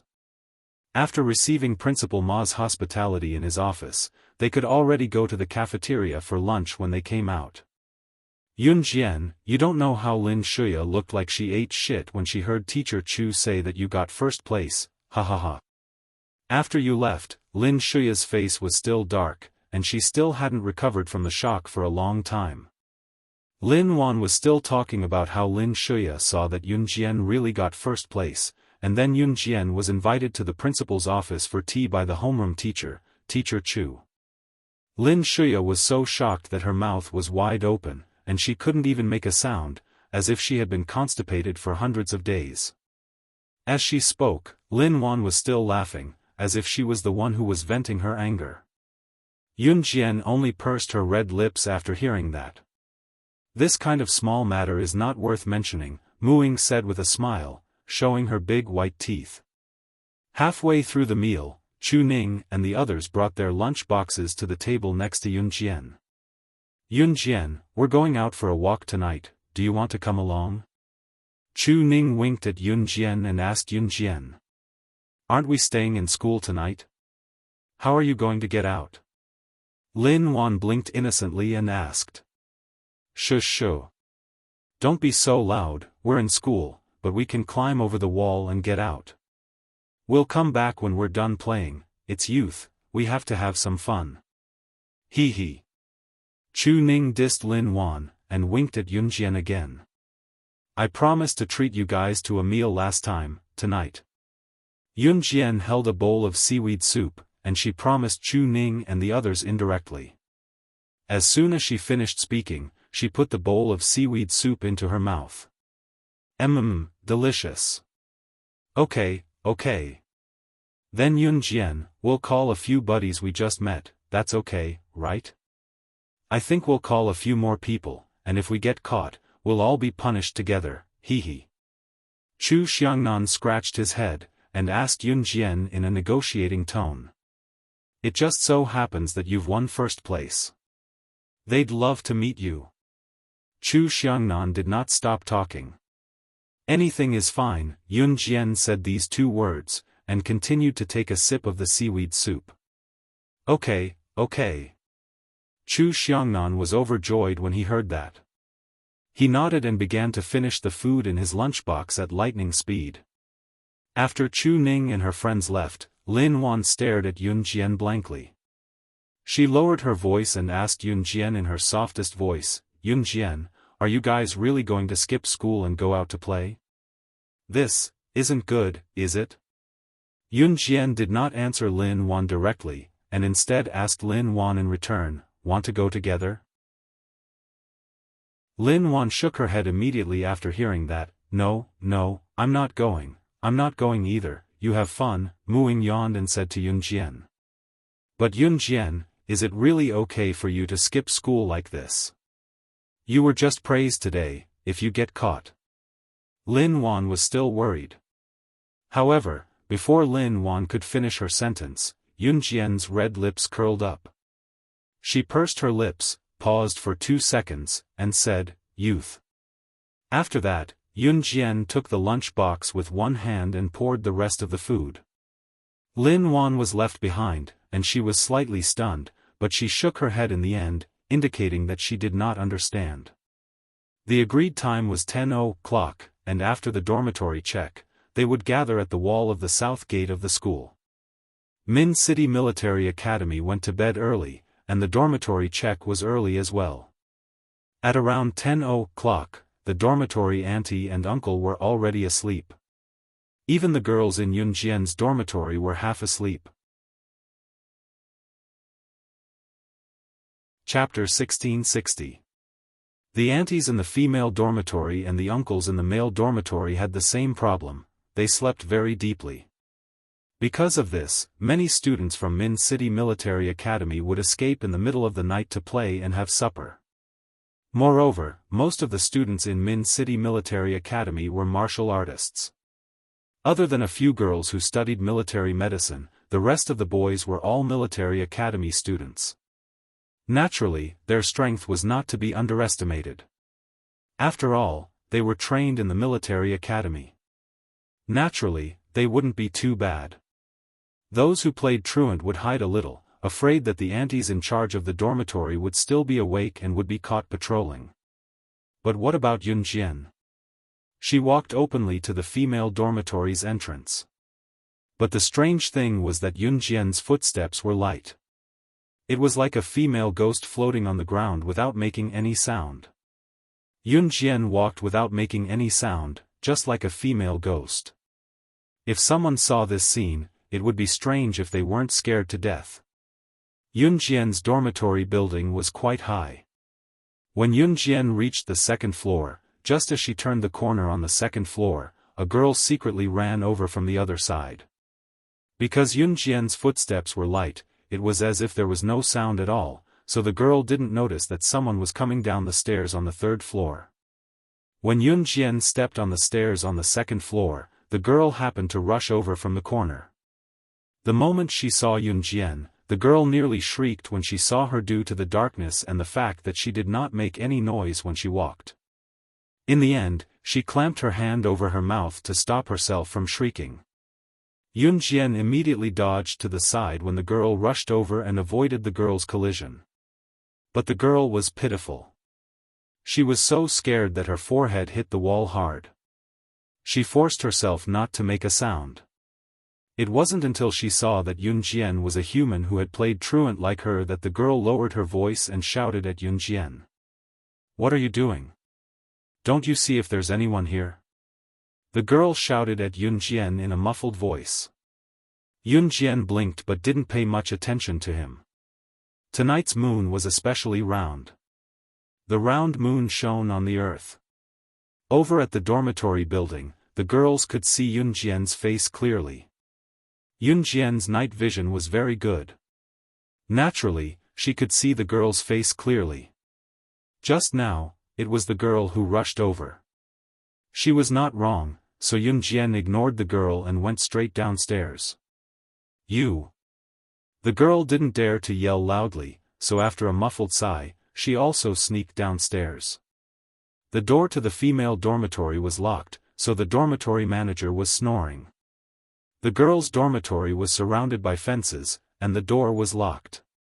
There was no way to get out. There were already 4 or 5 girls standing there. It could be seen that there were many people who sneaked out of the school to play in the middle of the night. "Are you here yet?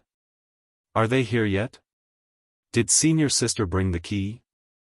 These girls bent over and snuck out in the middle of the night. They didn't even have the courage to stand up straight. "Not yet. I wonder what senior sister is doing. I feel that if this goes on, we'll be discovered by the dormitory manager." These girls stood at the door anxiously. Their voices were as soft as the buzzing of insects. Just as the girls said this, they saw a figure looming at the stairs. "She's here? Senior sister is here?" one of the girls said happily. However, before the girls could rejoice, they saw a person with a high ponytail walking over with a straight back. She didn't look like a truant at all. The girls were so disappointed that they were discouraged. "Why isn't senior sister here yet?" one of the girls complained softly. Just as she finished speaking, she saw Yunjian walk straight to the door. She reached out to touch the door lock. "Hey, what are you doing? Can you open the door without the key? If you open the door without the key, not only will you shake the door lock and alert the dormitory manager, you won't be able to open the door. Which class are you from? Are you stupid? Before Yun Jian could reach out to touch the door lock, a girl immediately stood up to stop her.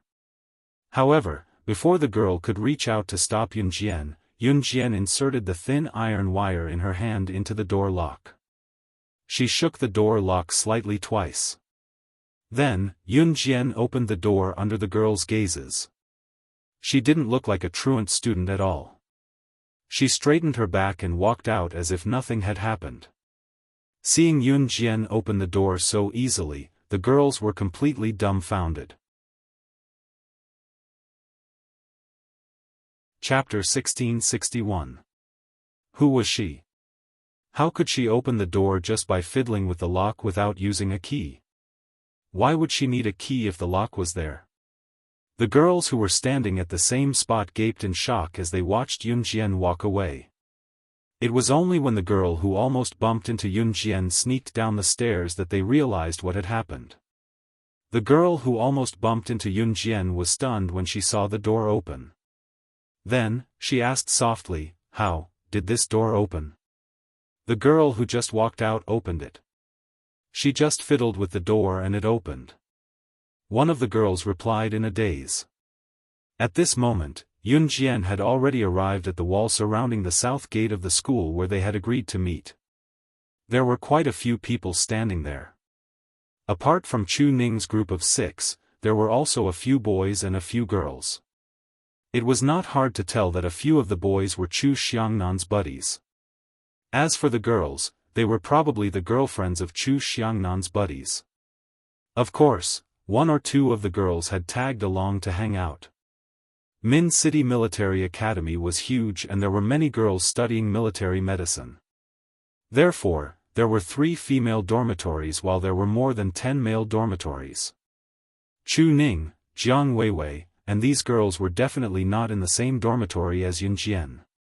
There were lights near the south wall, so Yun Jian could see the faces of the people in front of her clearly when she arrived. "There's a beauty here." When Yun Jian appeared, one of the boys whistled and looked at Yun Jian with a slightly teasing tone.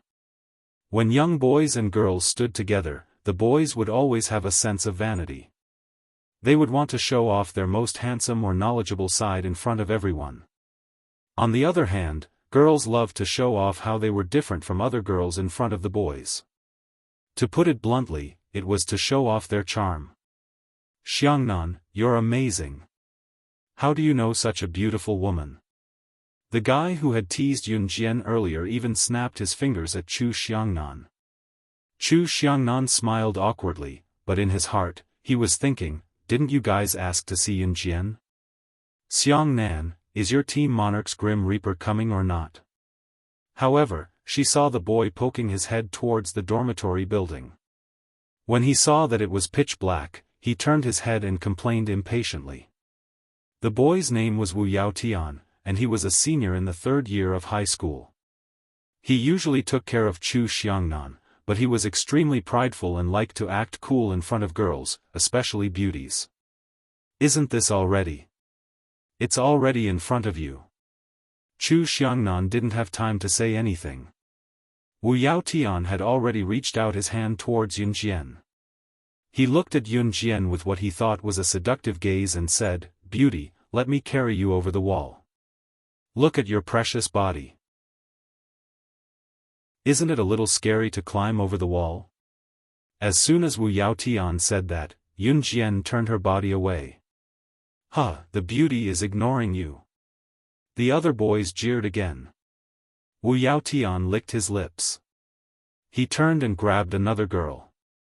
After getting the other girl's permission, he carried the girl and jumped over the wall. Then, he jumped back over the wall. "How is it? Am I good at climbing over the wall?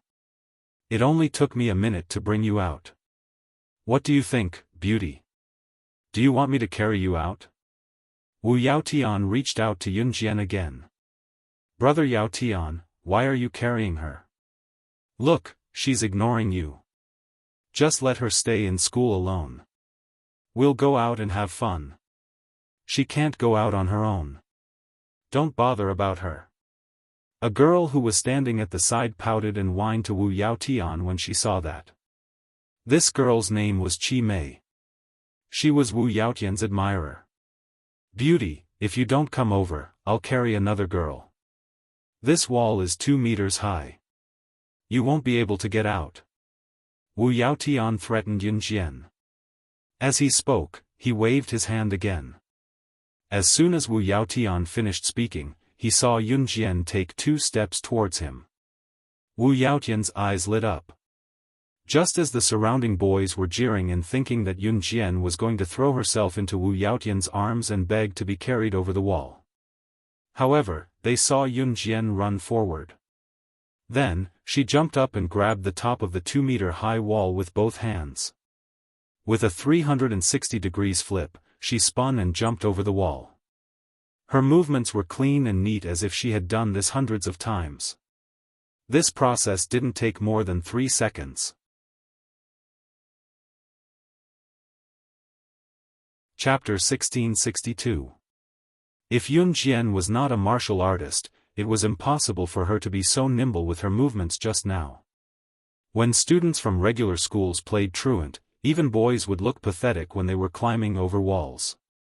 However, if there were girls climbing over walls, the boys would have to look dashing when they did it.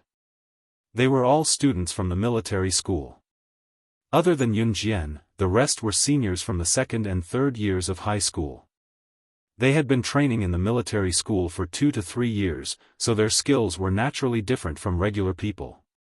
For Year 3 seniors like Wu Yaotian, climbing over walls was a walk in the park. He was confident that he could do it even if he had to carry a girl over the wall. However, Wu Yaotian and the rest did not expect Yun Jian to be able to climb over the 2-meter-high wall in just 3 seconds. Even the male students who were from the military class of the 3rd year of high school couldn't do such a thing. Xiang Nan, how did she? How was she so good? Wu Yaotian was dumbfounded. He looked at Chu Xiangnan and was interrupted by Chu Xiangnan. You can't afford to offend her. Chu Xiangnan looked at Wu Yaotian meaningfully but did not reveal Yun Jian's identity. He patted Wu Yaotian's shoulder and walked to the wall with a smile before climbing over it. Chu Xiangnan befriended Wu Yaotian and the rest because they treated him well.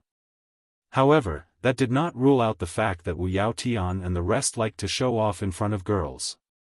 It was true that most boys liked to show off their abilities in front of girls.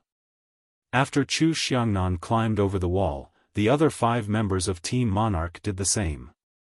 The other 5 members of Team Monarch ignored Wu Yaotian and the rest. It was obvious that Wu Yaotian and the rest were in cahoots. TSK, what's there to be proud of? So what if she climbed over the wall? I can do it too. Qi Mei was indignant that Yun Jian had everyone's attention.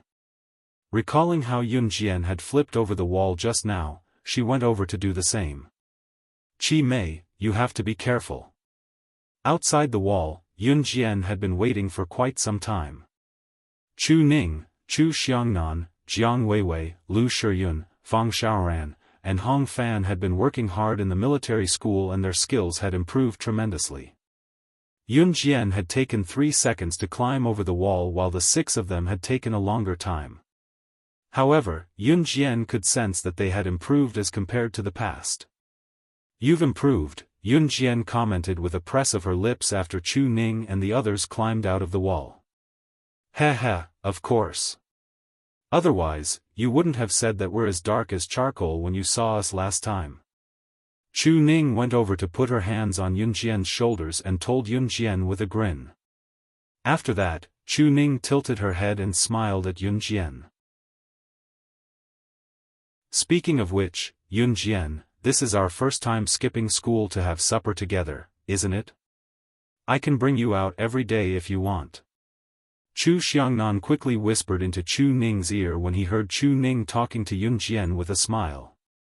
Shut up. I'm talking to Yun Jian. Chu Ning sprung up to knock Chu Xiangnan's head and rolled her eyes at Chu Xiangnan with a grin before talking to Yun Jian enthusiastically. It was 5 minutes later when Wu Yaotian and the others climbed over the wall. When everyone was out, Wu Yaotian asked Chu Xiangnan casually just so he could take a few more glances at Yun Jian who was standing beside Chu Xiangnan. Xiangnan, is slashing God from Team Monarch coming or not? Is she going to stand you up? As he asked, Wu Yaotian took a few more glances at Yun Jian. Isn't she already here? Chu Xiangnan was surprised before he replied. Wu Yaotian and the others were stunned by Chu Xiangnan's words. Wu Yaotian snapped out of it and asked in disbelief, where is she? Why don't I see her? Her. She's slashing God from Team Monarch. The slashing god who won first place in this election, our school's legend. Chu Xiangnan pointed at Yun Jian and told the incredulous Wu Yaotian. Initially, Qi Mei was still unconvinced by Yun Jian while Wu Yaotian and the others only treated Yun Jian as an ordinary girl. Wu Yaotian and the others even thought that she was a student from a military medical course. Now that they heard Chu Xiangnan's words, however, they were completely dumbfounded. Chapter 1663. Aya, what's with that expression? Yun Jian has always been our Team Monarch's killing god. Chu Xiangnan saw Wu Yaotian and the rest's deflated expressions and added a few words to help Yun Jian gloat. Other things aside, as a member of Team Monarch, Chu Xiangnan's favorite thing to do the most was to step in when others looked down on Yun Jian. It was a great feeling. Wu Yaotian and the rest were already stunned, but after hearing what Chu Xiangnan said, they were even more shocked. However, that was not enough as Chu Xiangnan continued to brag about Yun Jian's abilities. Don't judge Yun Jian by her skinny frame. Just look at her skinny arms and legs and you'll see that she has no ability at all. Actually, the reason why Team Monarch is able to achieve what we have today is all because of Yun Jian. You guys don't know this, but the first time we carried out a mission, it was very difficult. That mission required us to. Chu Xiangnan stood by the wall and bragged to Wu Yaotian and the rest while pointing at Yun Jian. Wu Yaotian and the rest were stunned by what he said. At the end, Chu Xiangnan started to exaggerate. He pointed at Yun Jian and used exaggerated words to brag about Yun Jian's abilities to Wu Yaotian and the rest. You don't know this, but our mission was to steal an underground gang's secrets. Guess what happened in the end? By the time we got the news, Yun Jian had already killed her way into the gang alone and annihilated the entire gang. She was alone. She had single-handedly annihilated the entire gang. Back then, the higher-ups were so shocked. That expression was so wonderful. Chu Xiangnan's words became more and more exaggerated. In the end, Wu Yaotian and the others were so shocked by Chu Xiangnan's words that their jaws dropped and formed an O shape. Especially Wu Yaotian. Just now, Wu Yaotian wanted to use the excuse of carrying Yun Jian over the wall to flirt with Yun Jian. Originally, Wu Yaotian wanted to show off the skills he had learned in the military academy in front of everyone other than to flirt with Yun Jian. He felt that as a student of the Min City Military Academy, his strength was already very impressive. However, after hearing Chu Xiangnan's words, Wu Yaotian felt that it was a joke that he wanted to show off in front of Yun Jian. She was the god of slaughter. It was the killing god who had won first place in the qualifiers not long ago.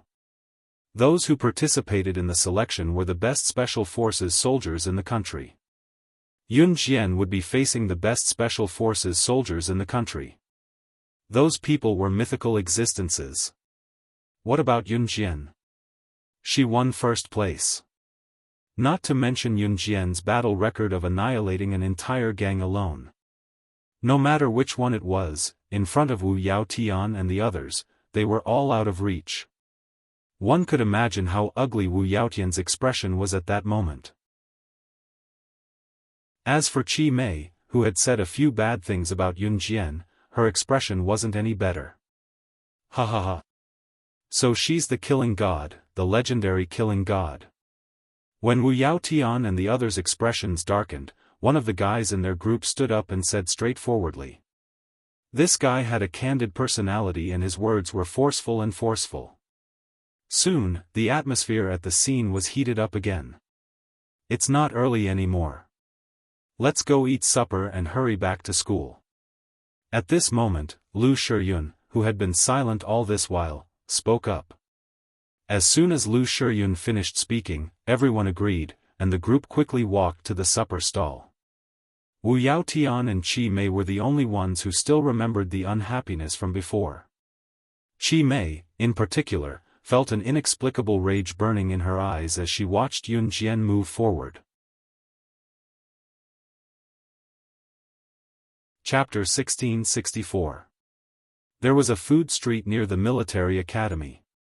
The food street here was very lively. The people here had a rich nightlife, so there were many people who came to the food street for supper at night. The food street here was filled with food stalls. If one wanted to walk from the beginning to the end, it would take more than 10 minutes. Usually, the students who played truant from the military academy would come to this food street for supper. Yun Jian and the others came here as well. What supper do you all want to eat? The boy who stood up to deal with the awkward atmosphere was called Duanmu. Like his name, Duanmu was a very modest and elegant boy. As soon as everyone arrived, Duanmu swept his gaze over everyone and asked, "Let's go eat barbecue skewers." Chu Ning suddenly suggested. The entire street was filled with all kinds of snacks.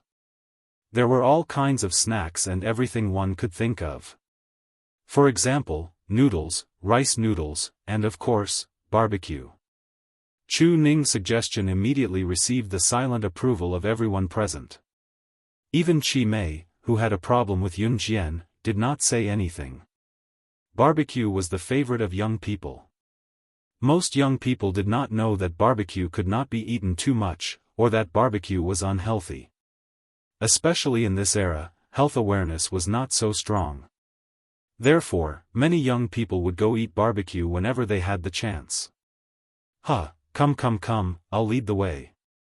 I know a barbecue place that's especially good. It's the most popular shop here. Duanmu quickly recommended himself. As they spoke, the group walked towards the shop recommended by Duanmu. The military academy was silent at this moment, especially the dormitory building.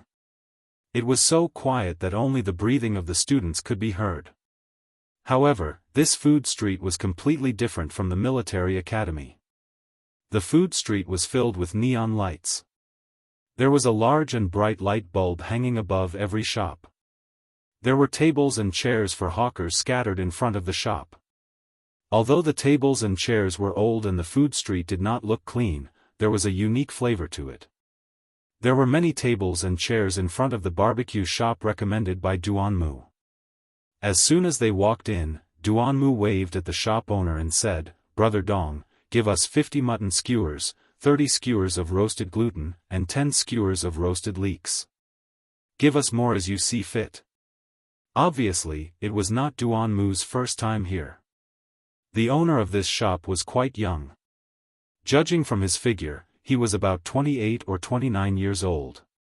Hearing Duanmu's words, the boss who was called Brother Dong replied, "Okay. I'll roast it for you first. It'll be ready soon." "Thank you, Dong Ji."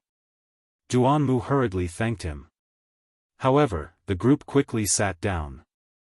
Because there were many people, 4 small tables were put together and they sat around them. Yun Jian followed the crowd and sat down beside Chu Ning. After Wu Yaotian found out about Yun Jian's identity, although he felt quite awkward, Yun Jian was still the idol of the entire Min City Military Academy. Soon, the unhappiness from before was thrown to the back of their minds.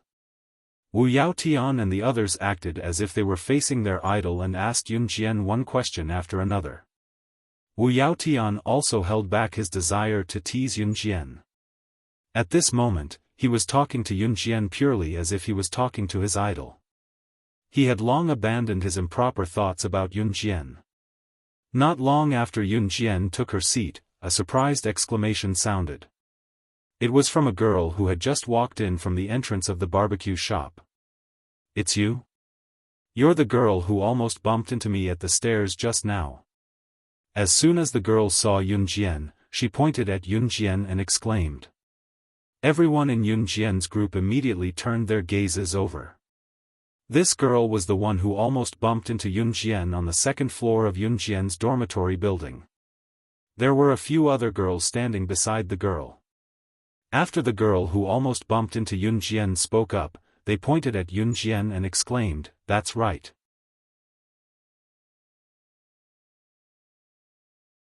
Chapter 1665. The girls standing next to the girl who bumped into Yun Jian were obviously the ones who saw Yun Jian unlock the door with the wire. Therefore, the moment they saw Yun Jian, they exclaimed in shock. Those who were with Yun Jian were surprised when they heard what the girls who had just joined the school said. "You know how to pry open the door without a lock?" Duan Mu asked Yun Jian in surprise. Everyone looked at Yun Jian in shock. Yun Jian was Team Monarch slashing God, which was enough to shock everyone present. However, who would have thought that Yun Jian knew how to pry open the door? She opened the door to our female dormitory without using a key. She really gave us a fright. The girls were obviously still in shock from seeing Yun Jian unlock the door. The crowd was in an uproar, shocked by Yun Jian's ability. However, compared to that, the girl who almost bumped into Yun Jian at the staircase but was dodged by Yun Jian and hit her head hard was still holding a grudge. "Bro, it's this girl who made me get a big bump on my head. You have to avenge me." The girl who almost bumped into Yun Jian just now tugged at the hand of the man beside her like a spoiled child and pointed at Yun Jian as she spoke. The girl's name was Yang Lin. She was tall, not ugly, and had a great body. Yang Lin was a typical gangster girl while the man standing next to her was a gangster. Yang Lin liked to hang out with gangsters because she felt that she had a high status in school. Sometimes, she even felt that she could hold her head up high in school with the gangster's protection. The man standing next to Yang Lin was not her biological brother. He looked up at Yun Jian and told her in a roguish tone, "Brother Yang, you're the one who's being bullied. Were you the one who bullied my sister?" The moment he saw Yun Jian's face, the man let go of Yang Lin's hand and walked toward Yun Jian. "What do you want?" Duan Mu asked the man coldly. "She bullied my sister. Of course, we have to pay her back." The man cackled and sized up Yun Jian. Nothing good would come out of being harassed by gangsters like this. Yang Lin crossed her arms and looked at Yun Jian. She could almost imagine Yun Jian begging for mercy.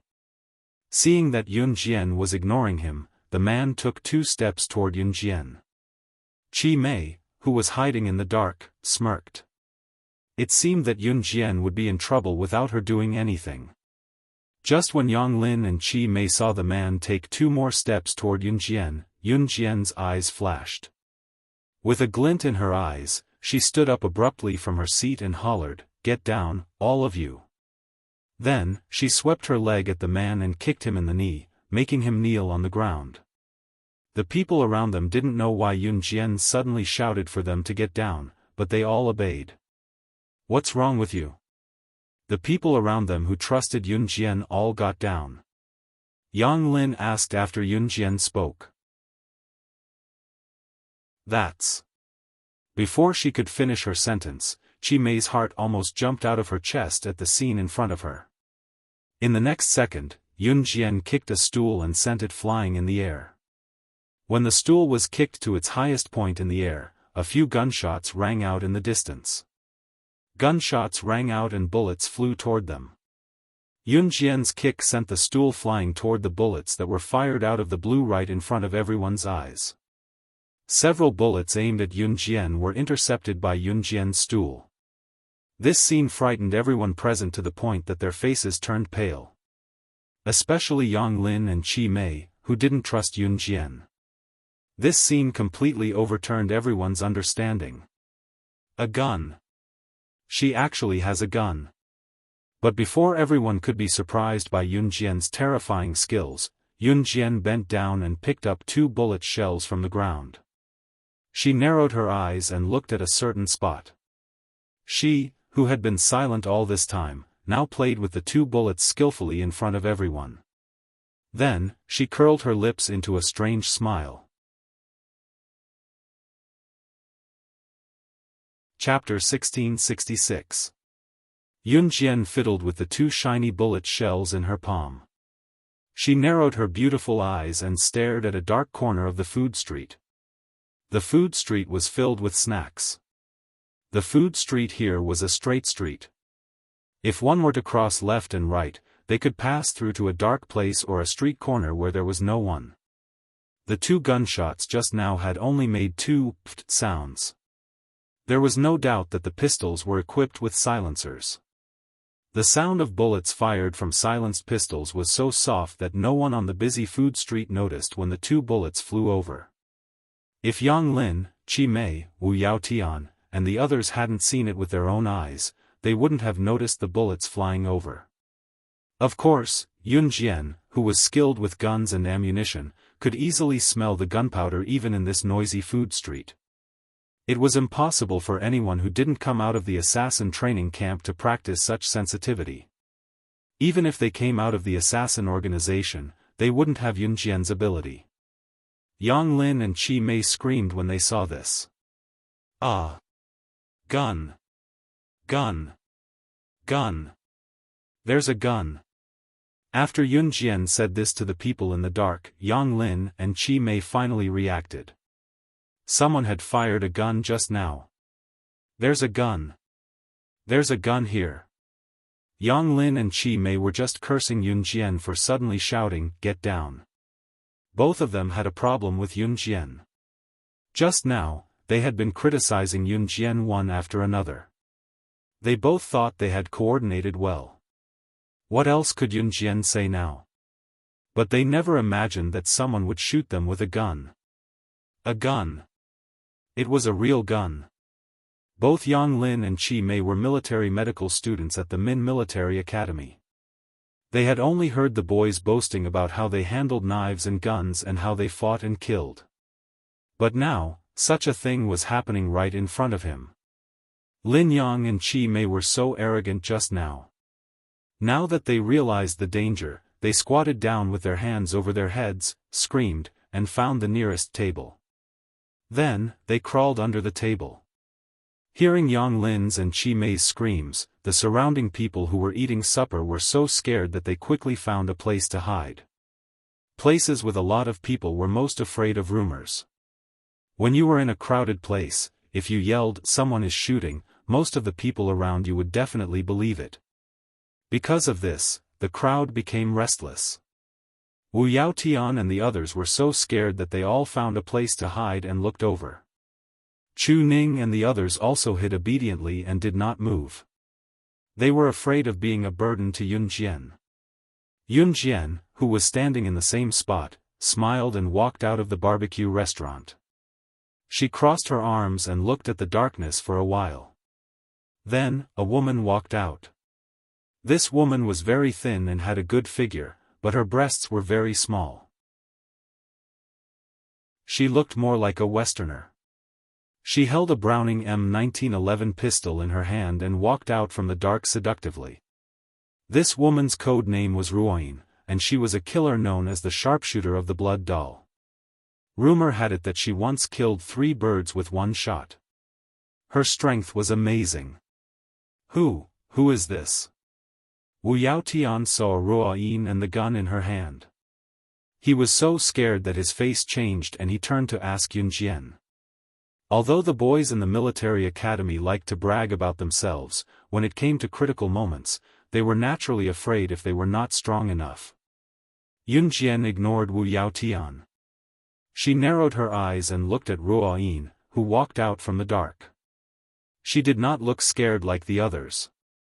On the contrary, she looked at Ruoyin casually and looked up at her. There was a moment of silence.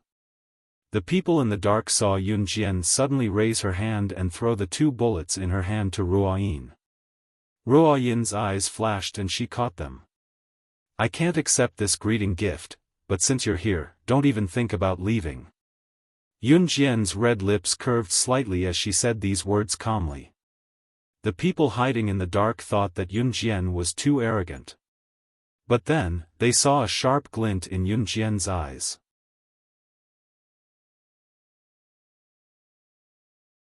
Chapter 1667.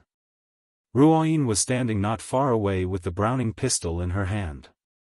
Yun Jian's lips curled slightly.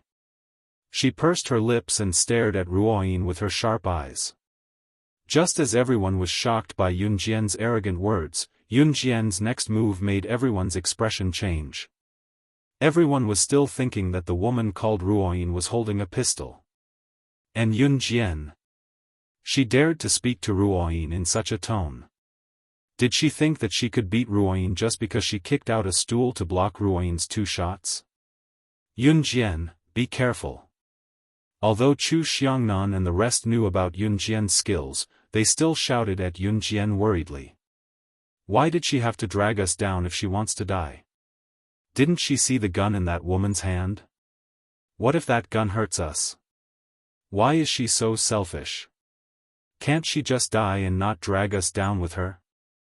Chi Mei was so scared that she hid under the table and trembled. As she trembled, she did not forget to curse Yun Jian while sobbing. It's all Yun Jian's fault. It's all Yun Jian's fault. So what if Yun Jian is Team Monarch/God? That woman has a gun. Can she win against that woman? Not only will she not win against that woman, but she'll also get everyone killed. However, it was also at this moment that what happened next completely overturned everyone's understanding. This scene was unforgettable for everyone present. In the next breath, Yun Jian took 2 large strides to where Ruoyin was. Ruoyin's eyes sharpened and she was about to raise the Browning pistol in her hand. Before she could raise the pistol, Yun Jian took 2 steps and jumped in front of Ruoyin. This scene caused an uproar among the people who were hiding in every corner. Yun Jian's skills were amazing. However, it was not over yet. While Ruoyin was still raising her Browning pistol, Yun Jian had already arrived in front of Ruoyin in a few flashes. Then, a second before Ruoyin raised her gun and aimed, Yun Jian's hands nimbly wrapped around Ruoyin's hands like a snake. At the same time, she wrapped around Ruoyin's left hand that was holding the gun and slammed her left wrist hard.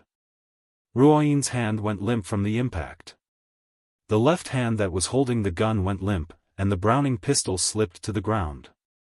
Yun Jian caught the Browning pistol without even looking at it when she attacked Ruoyin's hand that was holding the gun. The other hand that was wrapped around Ruoyin's right hand grabbed onto her right hand at the speed of light. With a vicious pull, it rapidly struck the bones of Ruoyin's right arm. Ruoyin wanted to fight back, but Yun Jian had already hit her in every part of her arm, so she didn't have any strength. She widened her eyes in shock and wanted to kick Yun Jian with her long legs. At this time, Yun Jian had already circled behind Ruoyin with the gun. She used her knee to hit Ruoyin's knee, causing Ruoyin to kneel on the ground. The entire process took no more than 3 seconds. After 3 seconds, Yun Jian had already snatched the pistol from Ruoyin's hand. Ruoyin's eyes widened. She was not weak, but she did not even have time to react before Yun Jian kicked her to the ground. She even took the pistol. After being forced to the ground, Ruoyin was about to struggle when she suddenly heard the sound of a gun bolt being pulled. Yun Jian had taken the Browning pistol from Ruoyin's hand and pressed it against the back of Ruoyin's head. When the crowd in the distance saw this scene, they could not help but be dumbfounded. Yun Jian had actually taken the pistol from this woman's hand. And from this woman's skills, it could be seen that she was definitely not weak. Ruoyin, who was known as a sharpshooter by blood dull. This Ruoyin was probably a member of the assassin organization. And Yun Jian had just snatched the pistol from Ruoyin's hand. Oh my God! The speed at which she snatched the pistol was faster than the speed at which she fired it. This little girl is too scary. An older uncle next to them looked at Yun Jian in shock and let out a cry of shock. Yang Lin, Chi Mei, and the rest were scared beyond recognition. They saw Yun Jian pressing the gun against the back of Ruoyin's head and smiling coldly at her expressionlessly. Chapter 1668. Yun Jian's words were like sharp silver needles, piercing Ruo Yin's heart one by one. These words were simply mocking Ruo Yin's incompetence as a sharpshooter. Ruo Yin was famous as a sharpshooter, but she couldn't even protect her most commonly used pistol. Ruo Yin was unwilling, but she had no choice. Yun Jian's strength was too strong, so strong that even if she was unwilling, she had no choice but to accept it. Ha! As expected of an SS, losing to you, I'm convinced. Ruo Yin said. She didn't show any fear of Yun Jian pointing a gun at the back of her head. After all, she was an assassin who was used to all kinds of situations. Her ability to endure was naturally not something an ordinary person could compare to. Seeing that Yun Jian was suppressing Ruo Yin, Yang Lin and Qi Mei, who were cowardly crawling under the table, quickly crawled out from under the table. Humph! Who told you to shoot at us just now? Yun Jian, hurry up and kill her. She almost killed us just now. I'm so angry. Qi Mei was just blaming Yun Jian for provoking Ruo Yin, who had a pistol in her hand. She was asking why Yun Jian didn't die by herself and insisted on letting everyone take the risk with her. But now, Yun Jian had snatched the pistol from Ruo Yin's hand and even pointed it at the back of Ruo Yin's head. Even though Qi Mei was unhappy with Yun Jian before, she didn't dare to target Yun Jian now. Qi Mei even had thoughts of pleasing Yun Jian. As for Wu Yaotian, who wanted to take liberties with Yun Jian, or the very upright Duan Mu, or the man Yang Lin called brother, everyone was looking at Yun Jian with shocked and frightened eyes. At this moment, no one dared to stand out and say a word. Except for Qi Mei. Qi Mei had just criticized Yun Jian with harsh words, but now that she saw Yun Jian's terrifying strength, she went from being unhappy with Yun Jian to now standing up to please Yun Jian. Everyone present was watching Qi Mei's every word and action. Even those standing beside Qi Mei rolled their eyes at her. Quick, shoot her. Let her know how powerful we are. Humph. She actually wanted to kill us. He really dared to do that. Yun Jian, hurry up and shoot her. Anyway, you're a popular person in our military academy. Even if you really kill someone, the officers will protect you. Qi Mei was indeed a talent. Seeing that Yun Jian had subdued Ruo Yin, Qi Mei, who had previously treated Yun Jian as her mortal enemy, immediately treated Yun Jian as one of her own. She even incited Yun Jian to kill Ruo Yin. Those who didn't know better would think that Yun Jian was Qi Mei's subordinate. Seeing that Yun Jian had pressed the muzzle of the pistol to the back of Ruo Yin's head, Qi Mei's incessant words continued to spread. As she spoke, she walked towards Yun Jian. She already treated us like that just now, and you're still not going to kill her? Weren't you very powerful just now? And didn't you once annihilate an entire gang by yourself? Why don't you dare now? Qi Mei's voice continued to ring out. The crowd watching this scene from afar was deeply disgusted by Qi Mei's actions. However, just as Qi Mei was about to reach Yun Jian suddenly turned around and let go of the suppressed Ruo Yin. She turned around and kicked the completely unprepared Qi Mei. Qi Mei still treated Yun Jian as one of her own, so she was full of confidence that Yun Jian wouldn't do anything to her. But at this moment, Yun Jian suddenly kicked Qi Mei's abdomen in the air. She kicked Qi Mei far away on the spot, then held the pistol and fired a few shots at Qi Mei, who was thrown to the ground. Bang bang bang bang bang. 5 shots. Yun Jian's marksmanship was so accurate that it was frightening. These 5 shots hit Qi Mei's forehead, her left arm grazed the side, her left leg grazed the side, her right arm grazed the side, and her right leg grazed the side of her head. Her marksmanship was exquisite, and the shots just grazed Qi Mei's 5 sides and shot into the cement floor. 5 shots. If any of them were slightly off, Qi Mei would definitely be injured. This scene happened so quickly that Qi Mei's face turned pale with fright. The surrounding crowd was also shocked by Yun Jian's shots, and their hairs stood on end. They saw that Yun Jian had already pointed the muzzle at Qi Mei's temple. In front of everyone present, she spoke coldly to Qi Mei.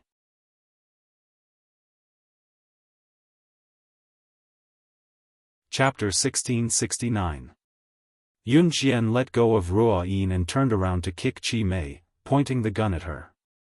This action caused everyone present to be astonished. Oh my God!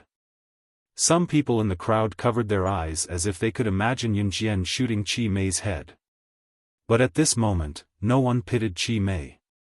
Not only did Qi Mei's actions make Yun Jian unable to take it, even the people who were standing far away were disgusted. What Qi Mei had done just now made everyone present extremely disgusted. Some people were even annoyed with Qi Mei and wanted Yun Jian to shoot Qi Mei to death. This girl has a big mouth. I can't stand her. A middle-aged man who was standing far away spat on the ground after being angered by Qi Mei's attitude. In the eyes of everyone present, Yun Jian's action was purely to vent her anger. Cough cough. I don't mean to say this, but this girl is more than a little annoying. Even Ruo Yin, who was hostile towards Yun Jian, did not leave after being released by Yun Jian. She walked to Yun Jian's side, touched her chin and complained. Ruo Yin was not afraid that Yun Jian would catch her again.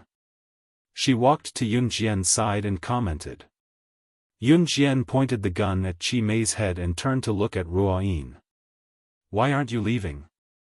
Do you want me to kill you? I'm not asking for it. Ruo Yin stood beside Yun Jian, shaking her slender and long legs as she looked at Qi Mei, who was kicked out by Yun Jian. Qi Mei was so scared that her face turned pale. She got up from the ground almost immediately and kowtowed to Yun Jian, begging for mercy. No. Don't kill me. I was wrong. Put the gun away. I won't dare to do it again. Qi Mei was a person who paid a lot of attention to her appearance. She could even show off her most beautiful appearance in front of the boys. She only ate one meal a day just to lose weight and shape her perfect figure to present in front of the boys. Of course, all of this was under the premise that their lives were guaranteed. At this moment, even his life was not guaranteed. What was the point of caring about his appearance and image? Therefore, Qi Mei directly knelt down and kowtowed to Yun Jian. Her whole body trembled like a spring. Puff! Such guts!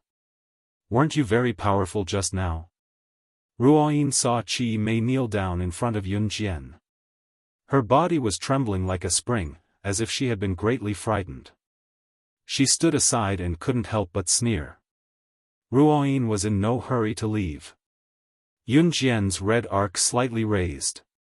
She pulled the bolt of the pistol. In the midst of Qi Mei's begging and kowtowing, Yun Jian pursed her lips. The next second, she said with an indifferent expression, "You can die now." As soon as she finished speaking, a bang sound rang out. The moment Qi Mei heard the gunshot, she seemed to have been seriously frightened. She fell straight to the ground and fainted completely. Everyone standing in the distance was frightened by Yun Jian. She really shot. Was she really going to kill Qi Mei? But before anyone could react, they saw Yun Jian suddenly point the gun at the dark place where Ruo Yin had just come out from. With a bang sound, Yun Jian's shot directly into the dark place. What was Yun Jian doing? Everyone present widened their eyes in shock. After the shot was shot into the dark place, a slender man of about 182 meters in height, who looked handsome just by looking at his figure, easily dodged Yun Jian's shot and exposed himself to everyone present. The man was about 23 years old. He wore a hoodie with a collar on his head, but it couldn't stop his handsome face from appearing and disappearing in the dark. When she saw the man, Yun Jian narrowed her eyes and smiled contemptuously. Chapter 1670. Ruo Yin's expression changed when she saw that Yun Jian had fired a shot and forced the handsome young man out of the shadows. She had actually discovered their leader hiding in the shadows. Ruo Yin's face turned pale with fright. She had originally thought that with her abilities, she would be able to take 1 or 2 blows from Yun Jian. However, she had never expected that Yun Jian would be able to subdue her in 1 blow. This was not a big deal. After all, Yun Jian's identity was not to be underestimated. However, Ruo Yin had never expected that Yun Jian had already discovered their leader hiding in the shadows. Yun Jian had not said anything, but that did not mean that she had not discovered their leader's existence. Ruo Yin was well aware of their leader's abilities. However, Yun Jian had actually seen through everything with 1 glance. Normal people might not have been able to see through Yun Jian's shot, but Ruo Yin, who was also an assassin, could see through it with 1 glance. Yun Jian's shot had just happened to be aimed at the Blood Doll leader's hiding spot. Her speed, direction, and distance were all very accurate. If the leader did not walk out in front of everyone, he would have been hit by Yun Jian's shot. Yun Jian had controlled the speed of the shot just now perfectly. If the Blood Doll leader did not walk out, he would have been hit by that shot. Therefore, Yun Jian's shot had successfully forced the Blood Doll leader who was hiding in the dark to come out. Leader. Ruo Yin suppressed the shock in her heart. She turned her head to the side to look at her Lord Chief and bowed to her. The Blood Doll leader's name was Di Lin. At this moment, Di Lin was dressed in black from head to toe. The hat behind his collar was also black. In this dark night, under the illumination of the surrounding neon lights, Di Lin's appearance was faintly discernible. This was a very young but pale face. He was handsome and spirited, but at this moment, his face was so pale that it made people feel a little scared. Di Lin didn't show any signs of panic after being discovered by Yun Jian. He waved his hand at Yun Jian, who was bowing to him, and stood in front of Yun Jian. Di Lin was about 182 meters tall, so Yun Jian looked very short when she stood in front of Di Lin. But in terms of aura, Yun Jian was many times stronger than him. Another person had arrived. Standing in the distance, Wu Yaotian, Yang Lin, and the others were dumbfounded beyond words. Everyone stared blankly at the scene before them. Yun Jian narrowed her eyes at Di Lin. "Tell me why you're here." Yun Jian narrowed her eyes and asked calmly. "I'm here to find my woman," Di Lin said to Yun Jian. He was wearing a black hoodie, so he looked like an emissary in the darkness. "Are you talking about Leng Mei who was captured by me last time?" Yun Jian played with the gun in her hand and looked at Di Lin playfully. Di Lin didn't reply to this question. Ruo Yin, who was standing at the side, couldn't help but want to complain, but she held it in. Leng Mei was the #1 expert of Blood Doll. She was adopted by the leader's father when she was young and could be considered as the leader's childhood friend. Later on, the leader's father passed away and the leader inherited Blood Doll. He used the fastest speed to develop Blood Doll into the largest organization in Southeast Asia. Leng Mei had always been by the leader's side. Leng Mei became the leader's woman when she was 16. She was the leader's first and last woman. But the leader's attitude towards Leng Mei was like treating a tool to warm his bed. Leng Mei had always felt that she was the leader's tool and didn't dare to have any improper thoughts. In Blood Doll, who didn't know that Leng Mei was the leader's lover? Even Leng Mei herself thought that she was the leader's mistress.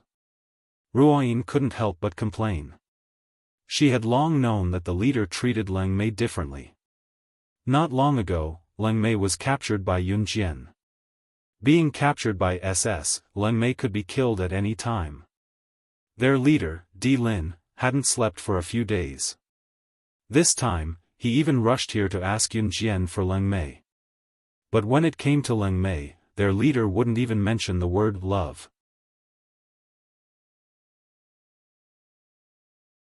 Chapter 1671. No one could understand Ruo Yin's worries. She had joined the Blood Doll organization later on. She had been in the Blood Doll organization when it was still a small organization. Until Di Lin's father passed away this year, Di Lin became the new leader of the organization. In less than half a year, the Blood Doll went from a small organization in Southeast Asia to wiping out all the organizations in Southeast Asia and becoming the #1 assassin organization in Southeast Asia. It could be said that Ruoyin witnessed the development of Di Lin and Leng Mei's relationship with her own eyes. Even a bystander like her was puzzled. Her leader liked Leng Mei but didn't say anything. It felt like the eunuch was more worried than the emperor. Even a eunuch like her was anxious to find a way to matchmake her leader and Leng Mei. It was so heart-wrenching. Yun Jian played with the gun in her hand and looked at Di Lin with a frivolous gaze, waiting for his reply. Yes, Di Lin said to Yun Jian expressionlessly. The woman he was looking for was Leng Mei, who was captured by Yun Jian last time. Seeing that the atmosphere had calmed down, Wu Yao Tian, Duan Mu, Brother Dong, and Yang Lin, who was holding a grudge against Yun Jian at the school dormitory, as well as the hooligan who called him brother, walked out of their hiding place. Even so, they didn't dare to come close. Who knew if the gun in Yun Jian's hand would go off accidentally? That was a gun. A real gun. If it went off accidentally, someone would die. Even so, everyone was confused by Yun Jian, Di Lin, and Ruoyin's words. What was the Blood Doll organization?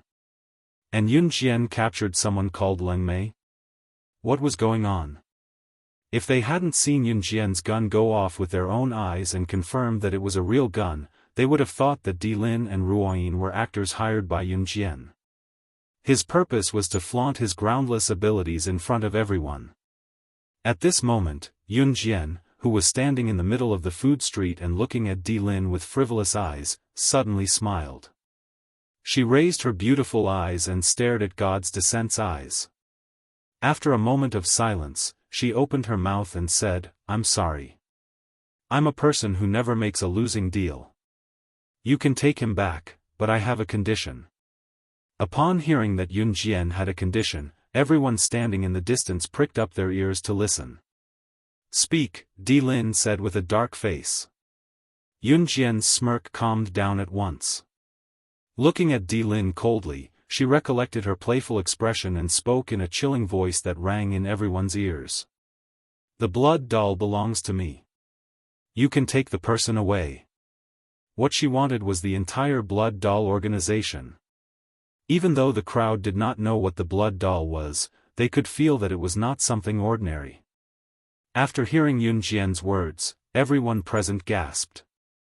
They had to admit that Yun Jian was very arrogant.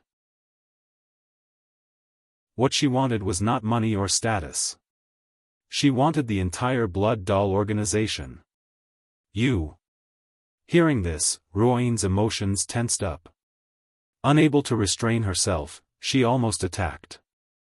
"I can give her to you, but before I give you the Blood Doll, I want to see her in perfect condition." Di Lin waved his hand at Ruoyin and looked sharply at Yun Jian.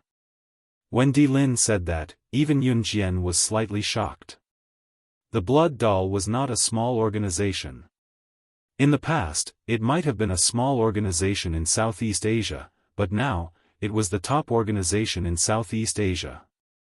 How could he give it up so easily? Deal. Even though she was doubtful, Yun Jian finished her sentence without changing her expression. What she wanted was not just the Blood Doll organization. She wanted everyone in the organization.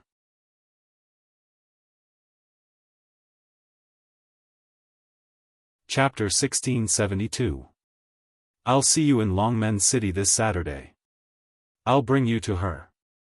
Of course, you'll have to show your sincerity first, like, who's the mastermind behind the Blood Doll organization's mad pursuit of me?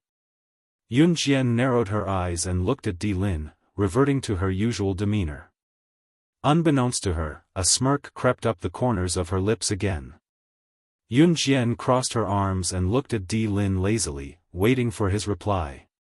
The crowd from afar had no idea what Yun Jian and her friends were talking about due to the confusion they were having. What was the mastermind behind the Blood Doll organization's mad pursuit of her? Was the Blood Doll an assassin organization that had been hunting Yun Jian recently? Yun Jian was neither a leader nor an internationally renowned figure. Why would they want to hunt her down? No matter how many questions the crowd had, they dared not ask them now. What a joke. The gun in Yun Jian's hand was not just sitting there without a use. The crowd was only slightly puzzled when they heard what Yun Jian and her companion said. In spite of it, Ruoyin and Di Lin, who had always been calm, looked grim when they heard what Yun Jian said. Yun Jian was indeed an SS. She actually knew that the Blood Doll was hunting her down. The Blood Doll organization had interrupted the Kosha mercenaries' missions many times recently. It was not that the Blood Doll leader was stupid enough to do so. There was someone behind the Blood Doll. Di Lin's skin was pale. He was wearing a black hoodie, and his handsome face was covered by the black hoodie. Di Lin's expression darkened when he heard what Yun Jian said, but it was hard to discern the change in his expression due to his pale complexion. Those who were more attentive would be able to tell that Di Lin was truly surprised by what Yun Jian said. As long as she's unharmed, these aren't secrets, said Di Lin. After that, he turned and waved at Ruoyin before leaving to the dark corner of the food street. Did he mean that as long as Leng Mei was fine, everything would be fine? Right before Di Lin and Ruoyin were about to disappear from her sight, Yun Jian added to their backs, "You're right, you're right. Leng Mei is indeed in Longmen City. If you're smart, don't take the risk to rescue her. Otherwise, her head will roll any time." Yun Jian's words were a threat, but it was also the truth. Yun Jian was a woman of her word. He had never failed to get what he wanted. It was the same for the Blood Doll. Di Lin and Ruoyin paused in the darkness when they heard Yun Jian, and then their figures flashed and vanished swiftly. Yun Jian, who were those two people just now? Why did they want to kill you? Chu Ning and the others had been standing behind Yun Jian since the beginning. Chu Ning blinked at Yun Jian and asked. Yun Jian's pretty eyes blinked at Chu Ning's question, her red lips curling. Just as everyone thought that Yun Jian was going to defend herself, Yun Jian relaxed and grinned at Chu Ning. Take a guess. After that, Yun Jian walked around Chu Ning and the others to return to the table where they had barbecued skewers and sat on the stool. The people around them stood at the side. Due to what happened just now, no one dared to sit at the table recklessly. They were afraid that bullets would shoot out from the dark like just now. Yun Jian sat at the table as if nothing had happened. She picked up a mutton skewer on the table and gobbled it down, commenting softly, "Smells good." Looking at Yun Jian's reaction and recalling Yun Jian's ferocious skills just now, the people around them could not help gulping. If it were not for the mess around them, everyone would have thought that what happened just now was just a farce.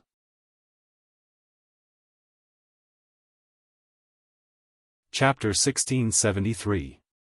Yun Jian ate with relish. It was not until 30 minutes after Di Lin and Ruoyin left that the food street returned to its initial calm. Along the way, the police came to investigate the situation.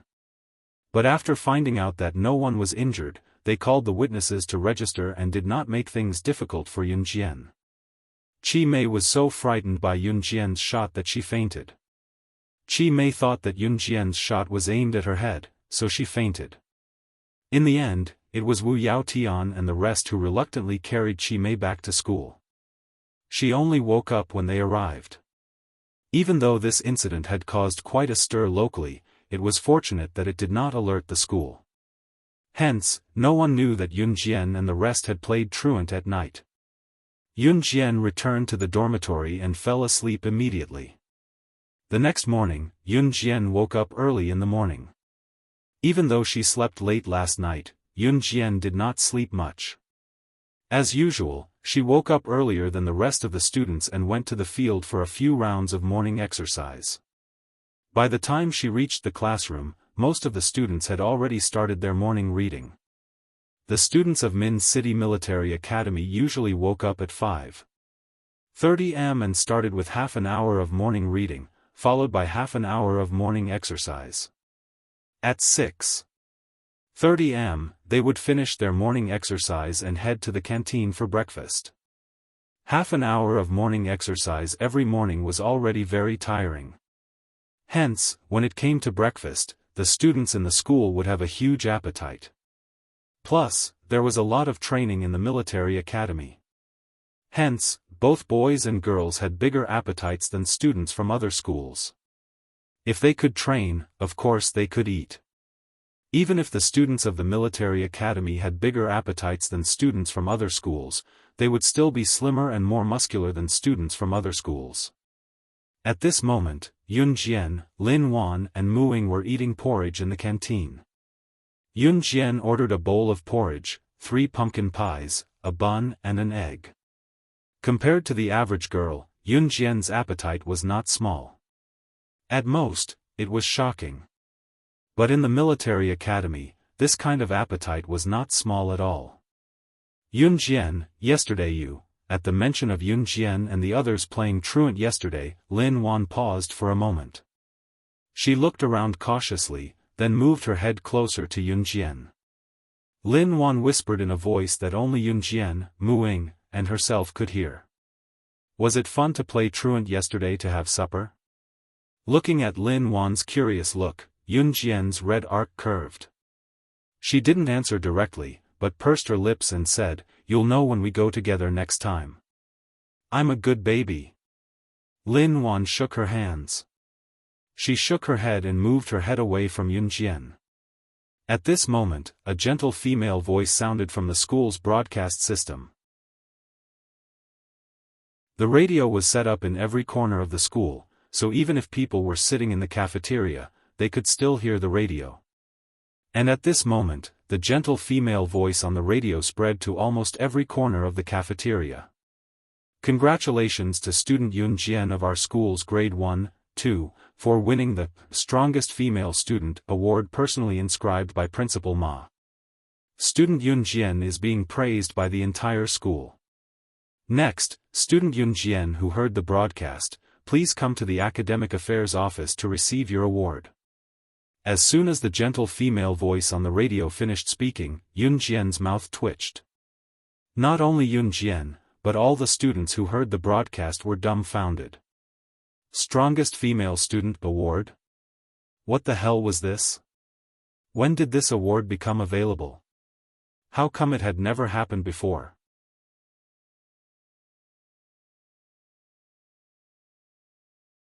Chapter 1674. Award? Strongest Female Student? Pfft. It was personally inscribed by Principal Ma.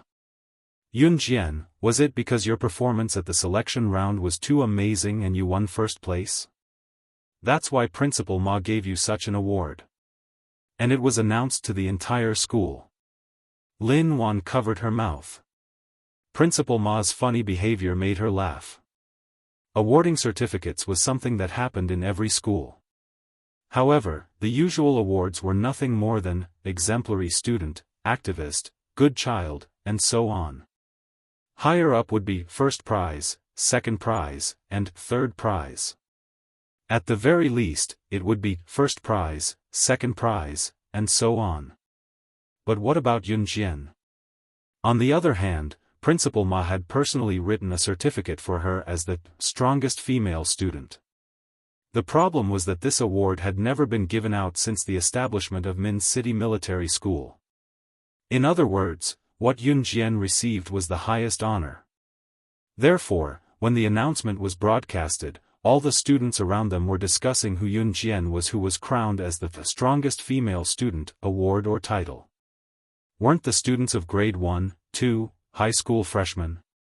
A freshman in grade 1 actually received Principal Ma's favor. The female voice in the broadcast repeated several times.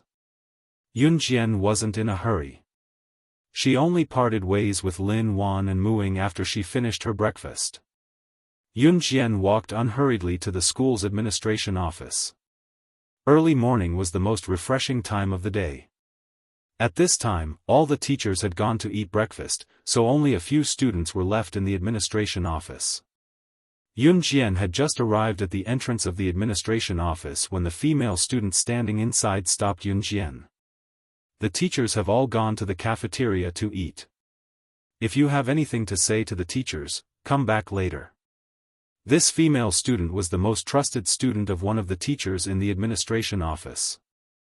The teachers in the school would usually have one of their most trusted students. This female student was the most trusted student of one of the teachers in the administration office. Usually, when the teacher needed to organize information, the female student would be called to the office to help. Because she was deeply doted on by the teacher, the female student was especially arrogant in front of other students. There were always a few students in the school who were as obedient as lapdogs in front of the teachers. They would take on any chores or dirty work and were deeply trusted by the teachers. However, they were unusually arrogant in front of other students. The female student who stopped Yun Jian was such a person.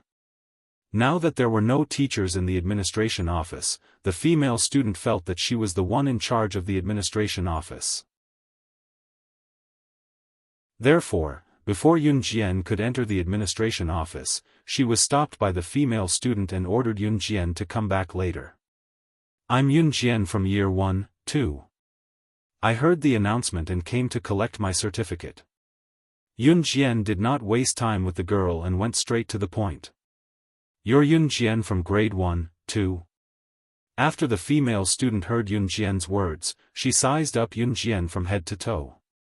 This female student was a senior in grade 3, so after hearing Yun Jian's words, she looked at Yun Jian with a questioning gaze. A grade 1 student could actually gain the favor of Principal Ma. If this wasn't getting in through the back door, then what was it? The female student looked at Yun Jian with disdain. Originally, she only wanted Yun Jian to come back later to find the teachers in the administration office. Now that she heard that Yun Jian was grade 1, 2, Yun Jian, she was even more unwilling to let Yun Jian enter the administration office. I already said that the teacher isn't in the administration office right now. You're just here to get an award. Why do you have to come and get it now? What if the administration office lost something because of you? Can you afford to pay for it? The female student didn't let go and aggressively said to Yun Jian.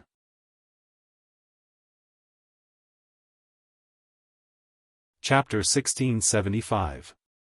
This female classmate who was deeply doted on by the teacher and who usually followed the teacher around like a bootlicker was called Wang Tingting.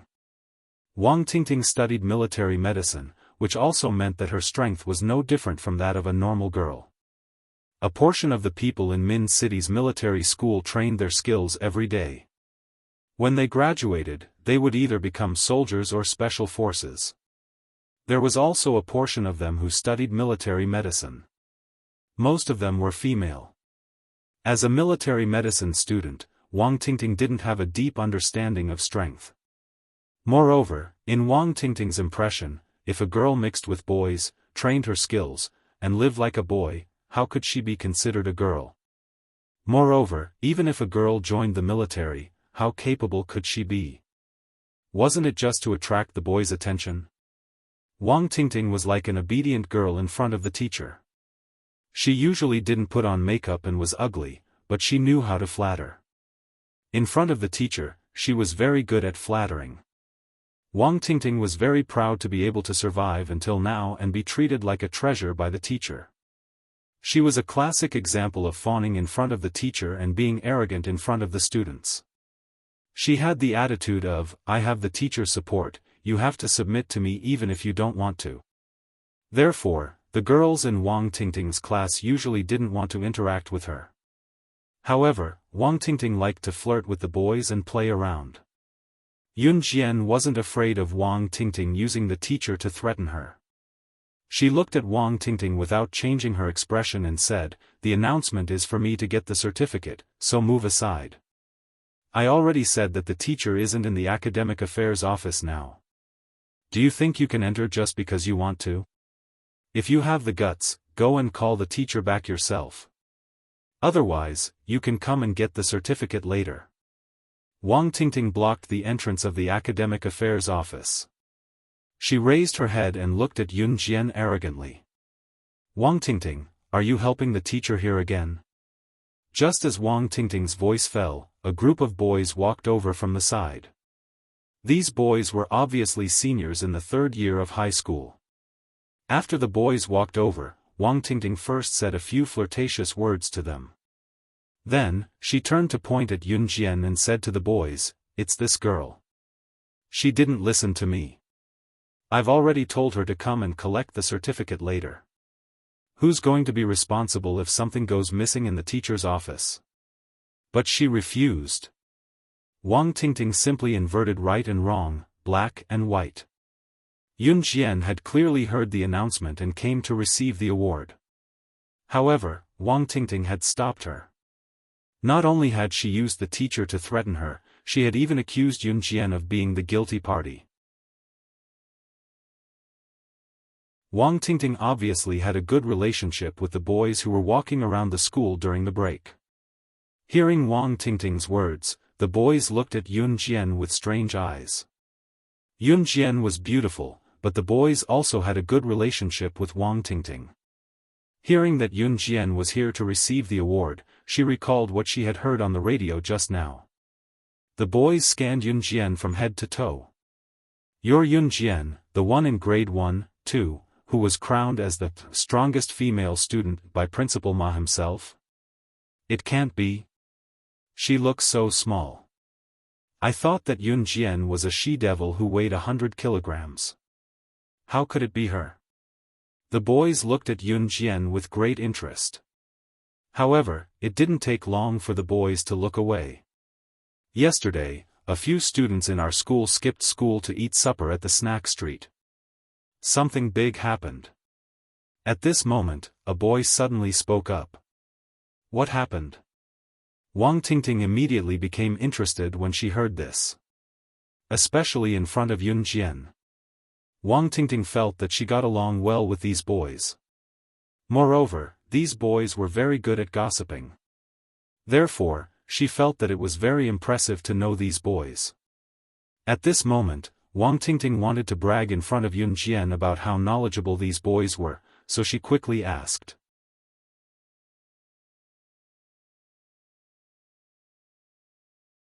Chapter 1676. When young boys and girls gathered together, the thing they liked to talk about the most was gossip. Hearing gossip from other people's mouths was far more interesting than hearing about what happened to themselves. A few boys wanted to brag about their gossiping skills in front of Yun Jian, so they opened their mouths to talk. They didn't expect Wang Tingting to be so cooperative. As a result, the boys became even more excited. Bragging in front of girls was already a very fulfilling thing, let alone in front of a very beautiful female classmate. So the boys became more and more excited as they talked. Later on, that female classmate suppressed everyone. "I heard that she was very powerful. Very cool.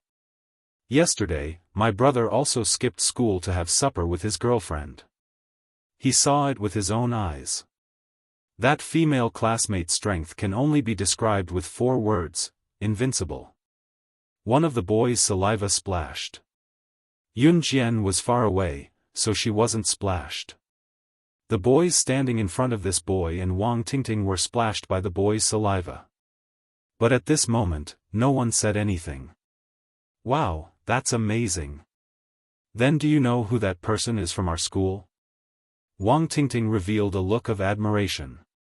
Speaking of this, Wang Tingting glanced at Yun Jian. While admiring the powerful person mentioned by the boys, she didn't forget to look at Yun Jian with disdain. "That person is really powerful. What about you? I really don't know how you got that strongest female student award. Pfft, don't tell me you got it by sleeping with your body." Wang Tingting's last sentence was quite loud.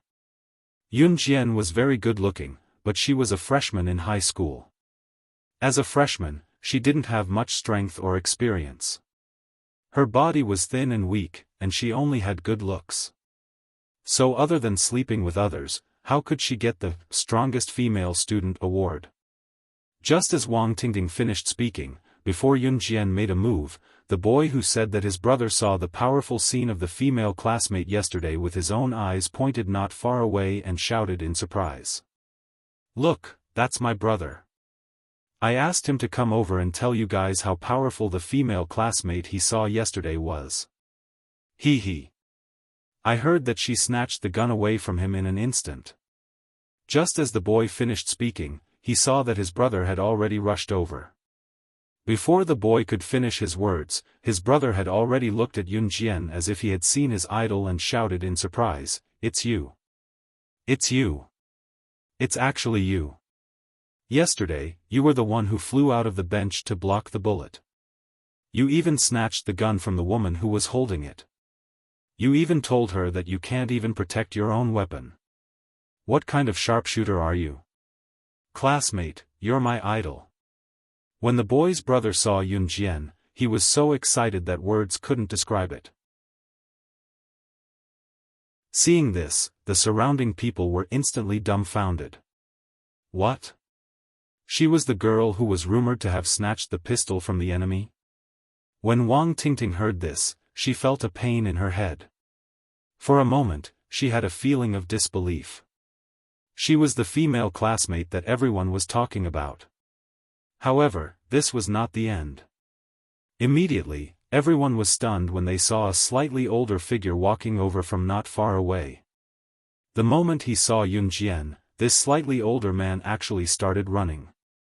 The people present focused their gazes. Wasn't this man the Min City Military Academy's Principal Ma? Why was Principal Ma here too? Wang Tingting and the boys present were a little stunned. Before she could recover from her shock, she saw Principal Ma running to Yun Jian and speaking to her in a rather agitated tone, "You're a genius, Mr. Ma. Classmate Yun Jian, you really didn't let me down. You won first place in this selection competition." First place. Ha ha ha. Of the 100 Special Forces soldiers who participated in this selection competition, which one of them isn't the most powerful person in our country? And you actually won first place in the selection competition.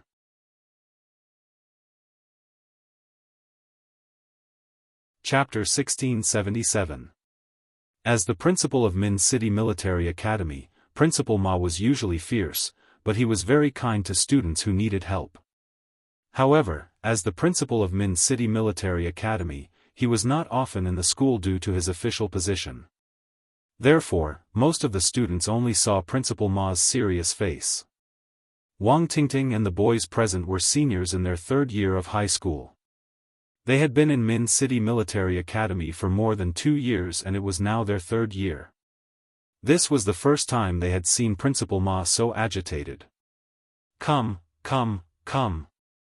Why are you still standing at the door? Go in. Come in for a cup of tea at the Academic Affairs office. Before Wang Tingting's face darkened, Principal Ma had already ushered Yun Jian into the Academic Affairs office as if he was a leader. Wang Tingting stood at the entrance of the Academic Affairs office. It was her first time encountering such a situation. She could not leave as she had not completed her teacher's orders. She could not stay either. After all, she had spoken to Yun Jian in that tone. She even said that Yun Jian's strongest female student award came from sleeping with her. However, she would never have guessed that the female student who had snatched the gun from the bad guy during the heated discussion yesterday. And the one who won first place in the preliminaries, the famous slashing god of Team Monarch, was actually her. This reality made Wang Tingting, who had been badmouthing Yun Jian, self-destruct. Not only that, Wang Tingting felt like her face had been slapped beyond recognition. Meanwhile, Principal Ma had already invited Yun Jian into the Academic Affairs office. He personally pulled out a stool in front of Yun Jian's desk for her to sit. Then, he eagerly went to pour a cup of tea for Yun Jian with both hands. Come.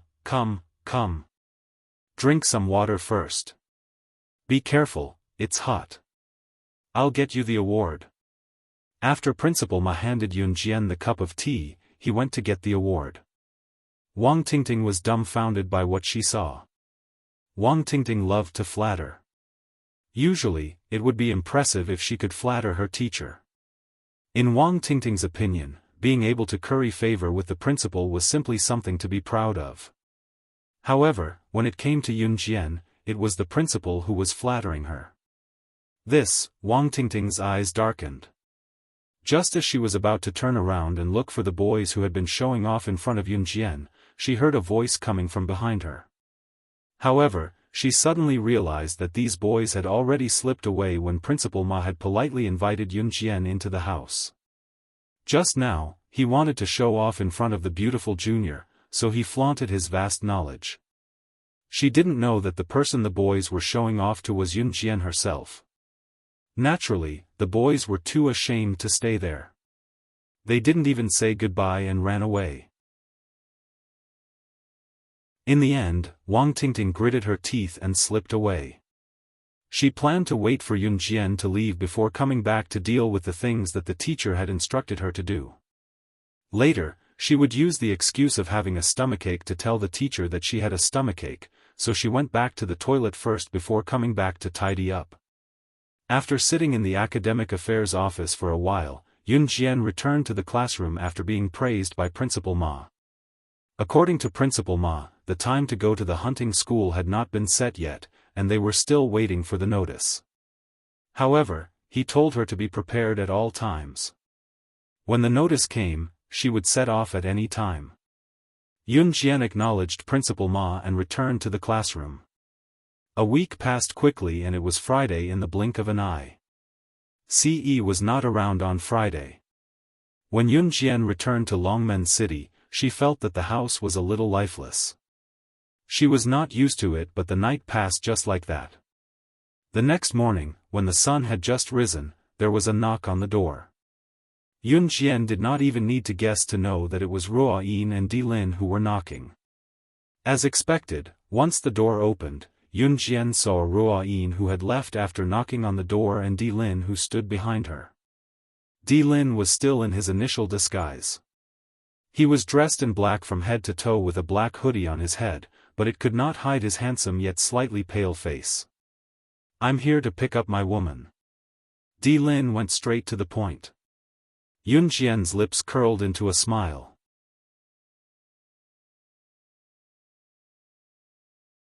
Chapter 1678. Let's go. Yunjian waved. She walked around Ruoyin and Di Lin and led the way. Qin Yiru had gone to work at the florist early in the morning, so before Yunjian brought Ruoyin and Di Lin to look for Leng Mei, they bought a few buns from the roadside and ate as they walked. Qin Yiru slept early and woke up early now. Working at the florist was not tiring at all. Other than taking care of the children, she looked much younger now compared to when she was working hard. Logically speaking, Qin Yiru should have spent the rest of her life at home 20 to 30 years earlier than her peers after giving birth to such a capable daughter like Yunjian. However, Qin Yiru insisted on going to work. That was because once a person lacked exercise, their body would deteriorate. Some elderly people had a common problem before they passed away, which was that they could not walk. Walking was considered exercise too. Once a person stopped exercising, they would soon become useless. Therefore, even if the elderly were seriously ill, they should never forget to bring them out for a walk. Even if they could not walk, they should push their wheelchairs out to get some sunlight. Even if they could not live to 100 years old, they could at least live longer. Qin Yiru had realized this long ago, so she could not stop exercising. After buying a few buns, Yunjian walked lazily on the way to Qin Yu's house while Ruoyin and Di Lin followed her without a word. It was neither near nor far from Qin Yu's house to Qin Yu's suite. Yun-Yi usually had extra classes on Saturdays. Her studies in Songshan High School were especially tight, so she did not have a break on Saturdays and Sundays. "We've walked so far. Are we there yet?" You can't lie to us." Ruoyin could not help but shout after walking behind Yunjian for a while. "I can't even afford a cab now after your people mess things up. Take your time, don't rush. Also, don't call me SS here. You can call me Yunjian." Yunjian turned to Ruoyin with a grin, half joking. Yunjian was referring to the fact that the blood doll had recently interfered with the missions of the Kosha mercenaries. Ruoyin was rendered speechless by Yun Jian's words and was glared at by her own leader. Thus, Ruoyin could only swallow the words she wanted to say back to Yun Jian. It's here. Yun Jian led Ruoyin and Di Lin on a leisurely walk for half an hour and finally arrived at Qing Yu's door. When she reached the door, Yun Jian stretched herself. It's nice to take a walk in the morning. What's more, there were 2 lackeys following behind him. This feeling was not bad. Yun Jian had the key to Qing Yu's house, so she took it out when they arrived at the door. As soon as the door opened, a graceful voice rang out from within the room. It's burnt. Ha ha ha. I've won 3 rounds today, so tonight's bowls, chopsticks, and our clothes are all yours. Yun Jian had just opened the door when this graceful voice sounded. Yun Jian raised a brow. Ruoyin and Di Lin could not help the corners of their lips twitching when they heard the female voice. The female voice undoubtedly came from Leng Mei. Just as the female voice ended, another young voice continued, "Grandpa, Grandpa. Let's go save Grandpa." Inside the house, Leng Mei, Qing Yu, and Gu Nianji were playing mahjong together. The 3 of them had nothing to do, so they decided who would wash the dishes and clothes today based on the outcome of the mahjong game. Leng Mei had won 3 rounds in a row. She spread out the mahjong tiles excitedly and stood up. The color TV next to her was still playing Qing Yu's favorite show, Calabash Brothers. Yun Jian could not help the twitch of her lips when she saw this scene as soon as she stepped through the door. Leng Mei stood up excitedly and even made an "I've won" gesture. However, just as she stood up to cheer her victory, she caught sight of Yun Jian, who was standing outside the door, and Di Lin, who was standing behind Yun Jian and Ruoyin. Leng Mei almost slipped when she saw Di Lin. She steadied herself and looked at Di Lin in shock. Leader, why are you here?" Leng Mei had always thought that she was just Di Lin's mistress. Now that she was captured by Yun Jian, Di Lin would only give up on her as a pawn.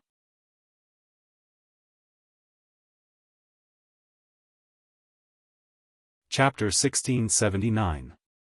Ruoyin was dumbfounded when she saw Leng Mei wearing Qing Yu's rabbit slippers and cute teddy bear pajamas. She looked so relaxed and comfortable. When Leng Mei was in the blood doll, she had always presented herself as an aloof and cold person. What was up with her today, though? The moment the chief found out that Leng Mei was captured by Yun Jian, he could not sleep well and did not eat much during the day. SS was known for their ruthlessness. Who knew if Leng Mei would be killed after being captured by Yun Jian? However, reality proved that Ruoyin and Di Lin were wrong. Not only was Leng Mei not dead, she was still wearing the rabbit slippers and teddy bear pajamas as she played mahjong with Qing Yu and Gu Nianji. After winning the game, she even jumped up excitedly to tell Qing Yu and Gu Nianji, who were in the same team as SS who captured her, that they would take care of the bowls, chopsticks, and clothes for the 3 of them tonight. Where was the danger? The chief was worried that something would happen to Leng Mei, so he gave the entire blood doll organization to Yun Jian. Yet, Leng Mei was hiding here playing mahjong. "Ruoyin, you're here too." Leng Mei looked at Ruoyin and lowered her hand that was raised in excitement. She gulped and looked at Di Lin and Ruoyin, her voice growing softer. "Leng Mei, you're living such a comfortable life. The chief was so worried about you that he didn't eat or sleep well for the past few days," Ruoyin said to Leng Mei. However, just as Ruoyin said that, Di Lin glanced sideways and glared at her. This made Ruoyin, who wanted to exaggerate to Leng Mei about what Di Lin had done for her these days, shut her mouth. God, the chief's gaze was too scary. For the sake of her life, she should find a chance to tell Leng Mei, this slow-witted woman. Yun Jian stood at the door and watched Di Lin walk in. She walked over without a word to grab Leng Mei's hand, who was standing in front of the mahjong table, and dragged her out. "Leader, how did you find this place?" Before Leng Mei could finish her sentence, Di Lin dragged Leng Mei out of the room with a dark face. He did not say a word. "The blood doll is yours. After dragging Leng Mei to the door, Di Lin turned to look at Yun Jian. After saying that, he dragged Leng Mei, who had no idea what had happened, out of the room. What? Why did the Blood Doll organization? Why did it belong to Yun Jian? What did the chief promise Yun Jian? Leng Mei suddenly had a bad premonition. However, just as Di Lin grabbed Leng Mei's wrist and was about to leave, Yun Jian's voice suddenly came from behind him. I'll take the Blood Dolls, but you're still the leader of the Blood Dolls. Di Lin stopped in his tracks. Leader? You gave her the Blood Doll? Why? Don't tell me it's because of me. Leng Mei was the #1 expert in the Blood Doll organization, but her EQ was nothing to scoff at. Leng Mei thought for a long time before realizing that Di Lin was doing all this for her. Huh? He didn't love her, so why would he give up the entire Blood Doll organization for her? Di Lin did not look at Leng Mei, but he tightened his grip on her wrist. He looked up and met Yun Jian's eyes. What she meant was, she took the Blood Doll, but he and the rest of the Blood Doll organization did not have to leave. It was just the Blood Doll organization working for her. That was all? Really? Di Lin was puzzled. Naturally, he did not want to give the Blood Doll that his father had created to someone else. However, he had no choice this time. You're tuning into the Xiaofan's Wuxia Tales YouTube channel. Don't forget to subscribe and join us on this journey to catch the most captivating stories.